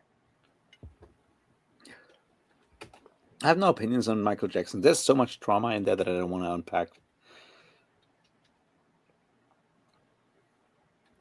I hear that, kind of going on this trauma thing. I hear Steven Erickson has a lot to say about trauma. I watched your Malazan Does Broken Characters video the other day. Or actually, it was last night. Yeah, there's a little like trauma stuff in there. Just you wait until you've read Dead House Gates, and you'll learn about trauma and very unlikable characters. Because being traumatized does not make you like a likable person. Yeah, Which is no. like one of those things that like where like reality and fiction often kind of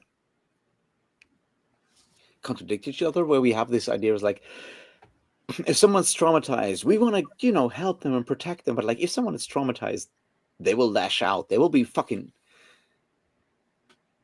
I mean, look at Rose hard. McGowan. Like, Yeah, and that's kind of the point. It's like where like fiction has not necessarily worked really well because we have a lot of like stories like about people who are traumatized and then they find their true home and suddenly they're like sweet and nice, and that's not how trauma works. And that's not like how mental health struggles work. And the sad truth is just like dealing with like mental health struggles or trauma makes you a very messy person, someone that's really hard to be around, and that's not going to go away. And I feel like in a lot of cases, like having stories where you have that sort of like happy ending sort of like built in has changed sort of like expectations of a lot of people when it comes to dealing with people with trauma, mental health struggles, and so forth. Not necessarily in a good way. And Malazan does not shy away from like having people with lots of trauma being I think you'll like. fucking Oh, sorry. messy bitches, basically. I was about to say, I think you'll like Black Leopard, Red Wolf then, because it also deals with also it deals with trauma in a very blunt manner.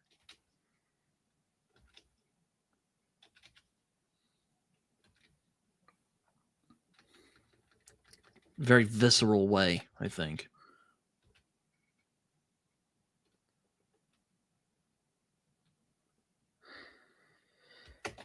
Yeah, that quote from like, and that I think is like probably like the summary of the entire Malazan Book of the Fallen. Like everything Stephen Erickson is doing is in that quote, that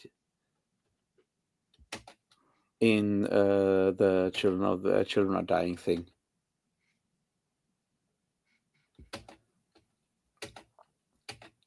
That is, and that's like why for me the Malazan Book of the Fallen as a whole works so well, because it is a really well written, well constructed, fancy kind of fantasy thing, right? With lots of like literary flourishes and all of that. But at its core, there is an emotional like vulnerability and like rawness there, where like Stephen Erickson is there, and he wants to change the world. He wants to make the world a better place, and he's suffering, and that suffering is real. And that makes Malazan so good, and that's why that quote about like children are dying is such a powerful quote, because it's like, yeah. What else are you going to say? Children are dying.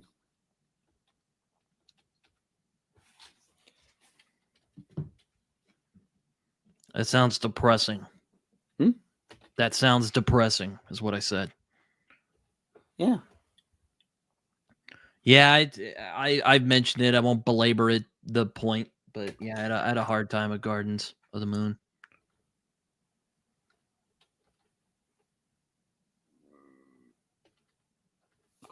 Now this is like just like in a random conversation in Dead House Gates, like the injustices of the world hide in those three words: children are dying. I'm like, yeah. You're not wrong. Like, this is not just a fantasy book at this point. You have made a very important statement about like the you know world what? right now. I will save my thoughts and criticisms of Gardens for the discussion I hope to have about it. I don't know when. There's a couple people I hope to wrangle together for that.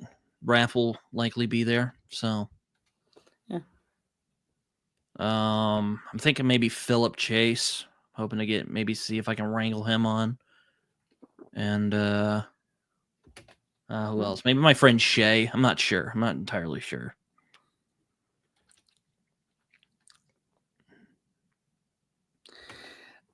the thing is, like, I really enjoyed Gardens because it was really cool, and I had already read like the Black Company before, so I was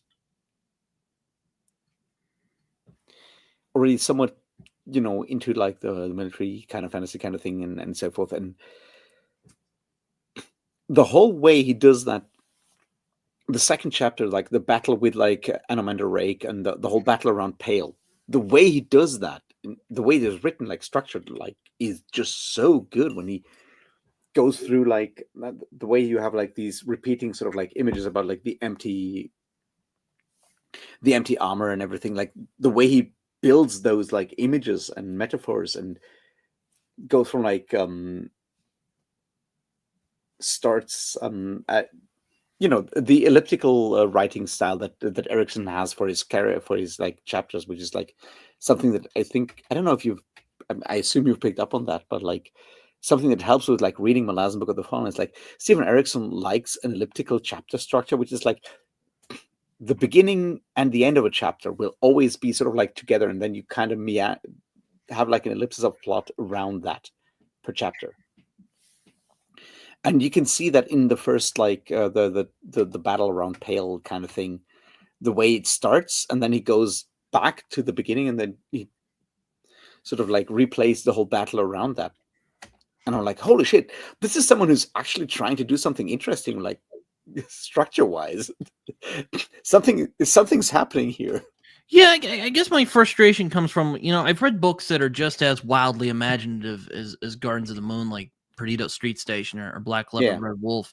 And, I found those books to be very emotionally resonant, and it only took one book to do that. Yeah. I mean, I don't know what you'd say. I mean, I get that Gardens is the first of a 10-book series, but, Right. I feel like for me, a lot of like what makes Malazan interesting is the more like cerebral, sort of like the more like structural stuff that he does, and like the way he uses language and the way he builds plot and the way he structures things, where I'm like, hey, someone is doing something really interesting here, like from like a structural level, which is, I'm not saying that obviously I haven't read like Black like a Leopard Red Wolf, but like Perdido Street Station is interesting structurally. Structurally, don't get me wrong, but like Erickson has a very deliberate like.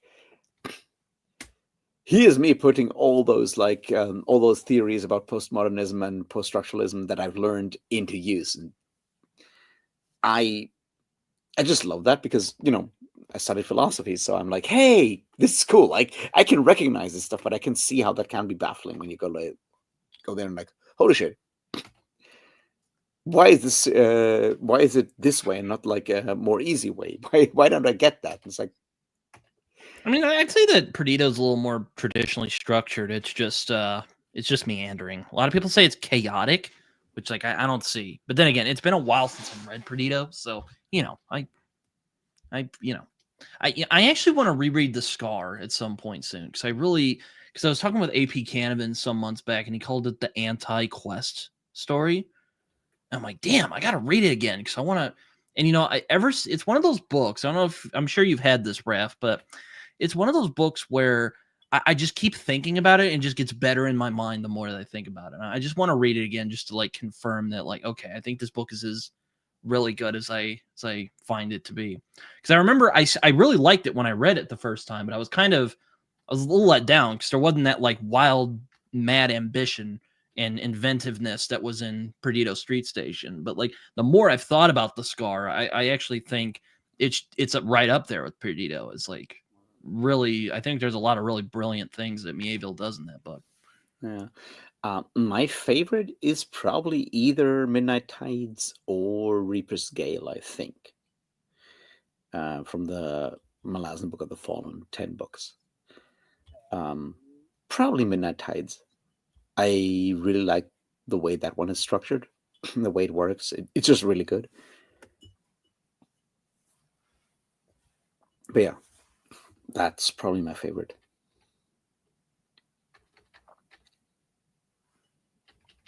No thoughts on my thinking about rereading The Scar. No, The Scar is really cool.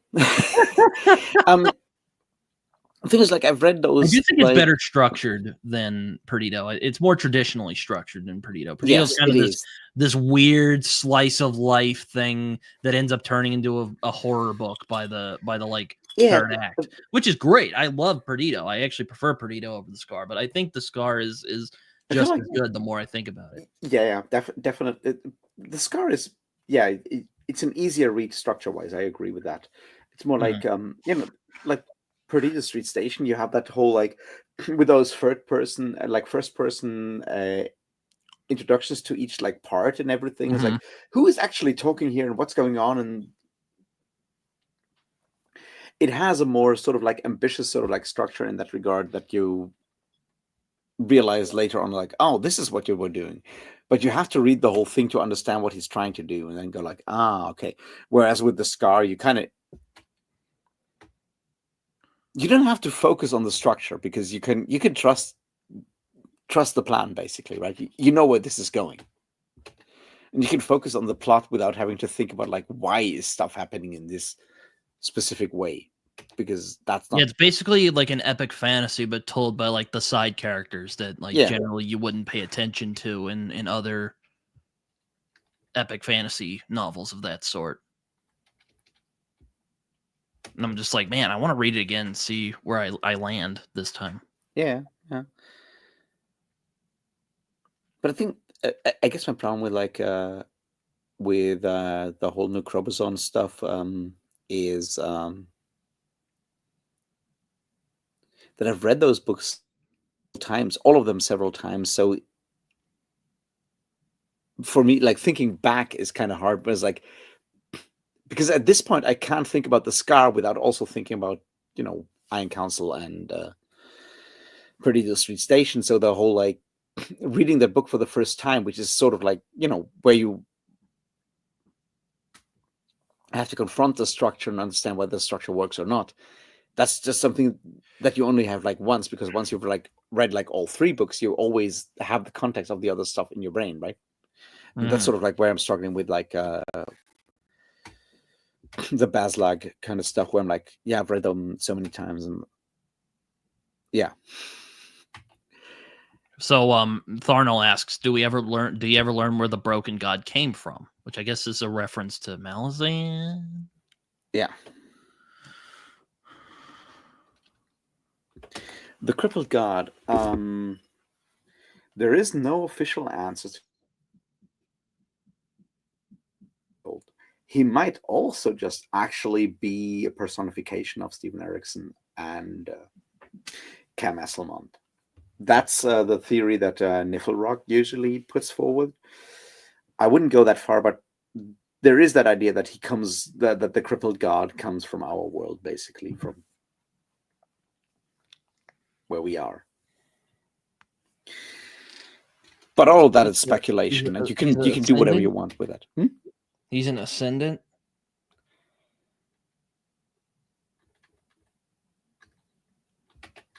Or was that spoilery? No,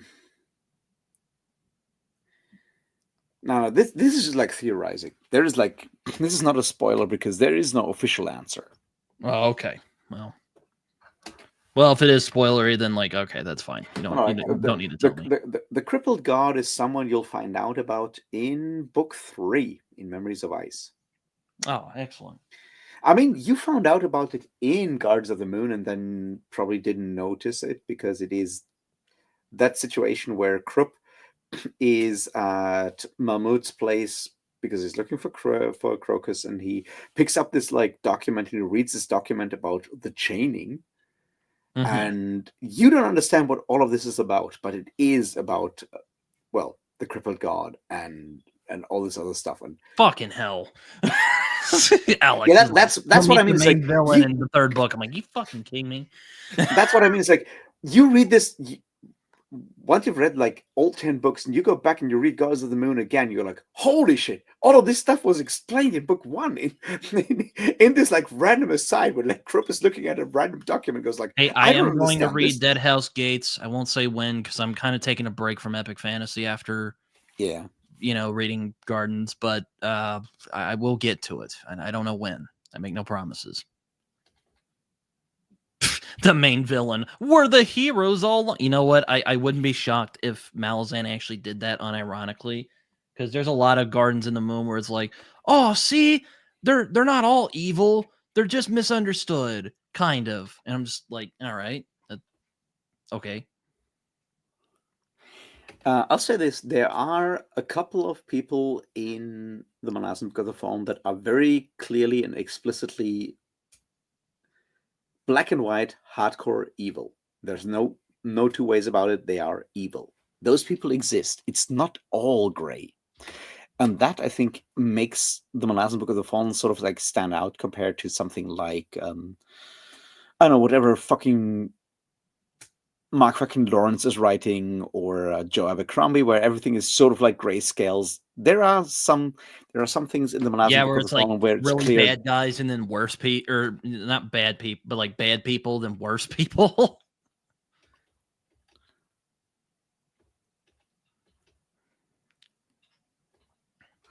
And like in the Malazan Book of the Fallen, there's a couple of like people that it's very clear they are evil because they're, there's stuff that is circumstances and so forth where you're like, forced to be whatever. And then there's some people that make choices that are just like evil. And that's like one of the things that makes the Malazan Book of the Fallen, I think, stand out, is that there is that sort of like very clear moral compass, the same way that, and there is that parallel between Terry Pratchett and Stephen Erickson in that regard, that there is a very clear sort of like moral backbone to the story, where it's like not everything is negotiable. There's stuff that is very clear. There is stuff that is objectively good, and there's stuff that is objectively bad, and there's obviously a lot of stuff in between, but we are all agreed on like what is wrong and what is right. Mm-hmm. And that is something that makes Malazan sort of like stand out compared to, say, the full-on cynicism of Joe Abercrombie, for example.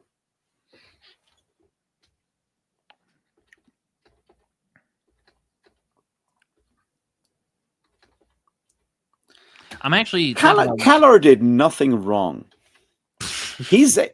Calor did nothing wrong. I'm thinking about reading The Devils in September, but continue on your rant.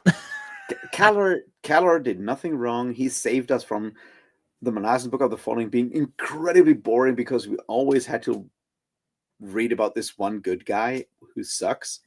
So Calor is the good guy. I agree with you, Thornell. You'll understand what I just said after you've finished. I only saw one reference of this Calor figure in Gardens. Him and like Kaladin Brood were hanging out. Yeah. Calor and Kaladin Brood are hanging out together when Crone flies in, and that's it.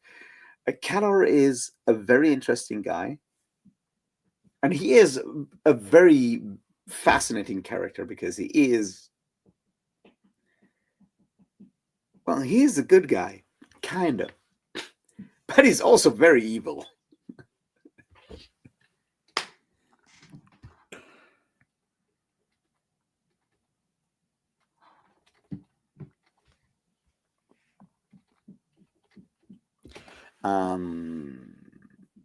That's a good question. I think Lady Spite. Because with Lady Spite, I don't think there's like a really good reason why she is that way, right? I guess it's in the name. Well, her sister is called Lady Envy, so that's great. No, they're like three sisters. They're Malice, Envy, and Spite, and no, but the thing is, like, Calor has good reasons for being the way he is. With Envy and Spite, there is no reason. They're just like messy bitches, to put it mildly. I don't know if you've have you read Forge of Darkness and Fall of Light, Thornell? Because that's where you get like the early childhood of Spite and Envy, and holy shit. And it doesn't say where anything is. Thanks, Thanks, my Men in Arms copy. I'll have to go crawl What in are you there and looking get my for? Guards copy. Well, in my Guards copy, it would say where everything was. Where if one thing was the Witches series or Death series or the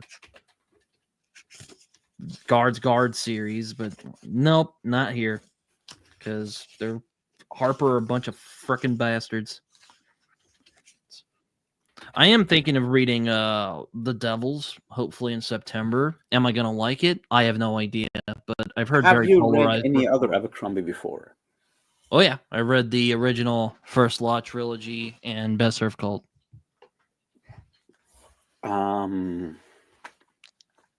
So I read The Devils. I think it's solid. Mm-hmm. I've read like all 9 First Law books. So like, the First Law trilogy, the Age of Madness trilogy, and the standalones in between. And at this point, I'm just over Abercrombie, I think. So like, I was hoping for like a different world and everything to actually feel kind of different. And it does not do anything different. So there's characters in there. There's one character who obviously goes into like a certain form of rage and then is a different personality and does stuff. And I'm like, yeah, I've seen that before, haven't I? So it didn't feel as surprising as it did the first time I read like the First Law, like of the Blade itself. And I'm like, holy shit. Logan suddenly turns into the Bloody Nine. We suddenly have like a different character and all of that. That was a really cool thing the first time I read it, but now, yeah, it's a werewolf, whatever, right? It didn't. So I feel like if The Devils is your first Abercrombie, it's going to be like an amazing read. But if it's your 10th Abercrombie book, it doesn't work that well. Plus, I'm still pissed off about the whole like church thing. Fair enough. No, But yeah, it's a very it's sort of like a alternate history kind of thing, and it's really cool, and I agree with that. Like, he's really good about that in most cases, but the church does not have a cross because the savior is broken on a wheel. So the Western church has a wheel, and the Eastern church, like the equivalent of the Orthodox church, because we're sort of medieval crusade kind of times. They have a circle. Like one of them has a circle, and the other one has the wheel to sort of like have that schism kind of thing represented, and that is fine. All of that is really cool. And then he still calls the war against like the elves in that case a crusade, and I'm like, there's no cross in there. It's not a fucking crusade. Also, you're making poop jokes the entire fucking book. And you have a circle and a wheel, and you did not call the Holy War a circus? I am very disappointed, motherfucker. Like, seriously. the circus. I don't know if people would take that seriously though. Or is it supposed to be kind of a satire? I have no idea. I've heard it's like he's upped the humor in The Devils. No, Thornhill, I agree. Vigga is really fun. Don't get me wrong. She's definitely really fun. It's just that like the whole like trick of like switching between like characters, like having like the character personality switch when they, turn into like the Bloody Nine, or in this case, the Wolf. That trick didn't actually work as well because now I know what he's doing, and I'm like, okay.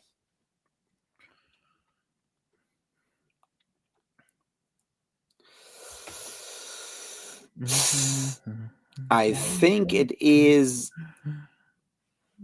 It's never fully cleared because obviously they also have like the flame is called Pharos, which is obviously used to be in Alexandria. So I don't think he actually makes it clear. I think it's sort of like an amalgam of Alexandria, Troy, and Byzantium in a lot of ways. But that's why I got so pissed off about the whole thing because they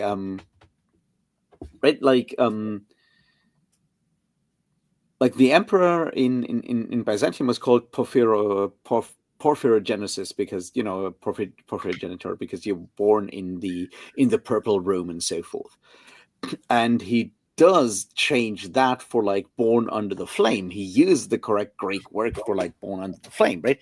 He does because Alex is the pyrogenitor, biogenetics, whatever, So he does do all of that, and then he still calls it a fucking crusade, and I'm like, that's stupid, man. That's just like it feels like lazy oversight because it was right there, and he does go out of his way to make all the other stuff work, and then he doesn't do it there, and I'm like, motherfucker. Yeah, my friend Jason didn't really take to it.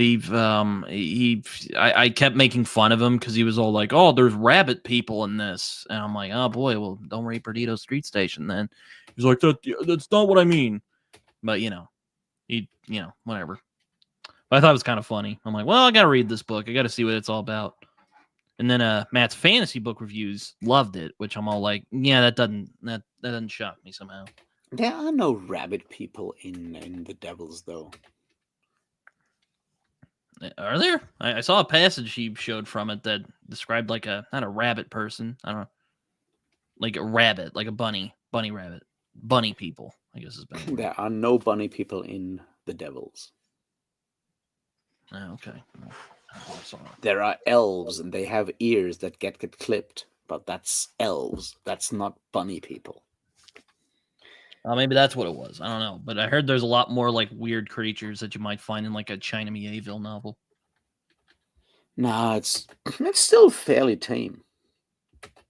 I mean, okay, there's rabbit people. Okay, yeah, I get what he means, but that's very clearly, having using magic to create sort of like mixed like creatures with like different animal things in there. Yeah. So it's very clearly like using magic to create mutants with like animals. So you have like rabbit people and wolf people and fox people and shark people and so forth, because you use humans and then you use magic to add like specific animal qualities to them. And I'm like, so they're not like people, they're just like very specifically created like mutants in that situation. Anyway, yeah, I'm probably gonna cut it off now at this point because it's getting, I mean, it's not really late where I'm at, but we've been going at it for about 3 hours, so I'm probably gonna call it quits here. Yeah, at least in a little bit. Are you finished with your beer, Raph?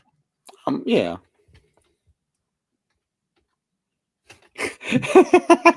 You're right, Thornell. It is a Trolloc. At the end of the day, everything is a Trolloc. Yeah, he's like, well, I didn't expect like weird creatures in a Joe Abercrombie book. I'm like, all right, I don't. Okay. Do whatever. So he didn't even read all the way to the tentacle people? I don't know if he got that far. I didn't watch all of his review. I think he did mention pirates, so maybe. So is that where the tentacle people are at? Yeah, there's a tentacle people with the pirates. Damn, I guess he must have read like the Scar and was like, I want to do that. Yeah.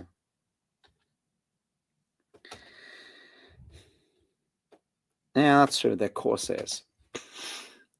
Anyway, Britton, it was so much fun. It's always fun hanging out with you, Raph. Now I gotta wrangle some people together for. Well, probably we'll do. I don't know what we'll do first. Depends on when I get everyone together for a potential discussion on Malazan. But yeah, definitely will have you back on at some point. Oh yeah, sure. But I hope you guys enjoyed this. I had a lot of fun hanging out with everybody. I have some other things I want to get to before this evening, including but not relegated to starting A Brief History of Seven Killings, because I want to get started with that book. I'm really looking forward to it. But thank you all. It is 10 to 1 here, so I'm gonna go and get some sleep. Yeah, you do that, Ref. You rest well. You've earned it after this long time. Anyway, I hope you guys enjoyed this. New podcast will be up on Monday. Other videos. But anyway, hopefully you guys enjoyed this. And well, until next time. See you guys later. See you around. And now we just sit. Oh wait, not leave. Cancel. Wrong button.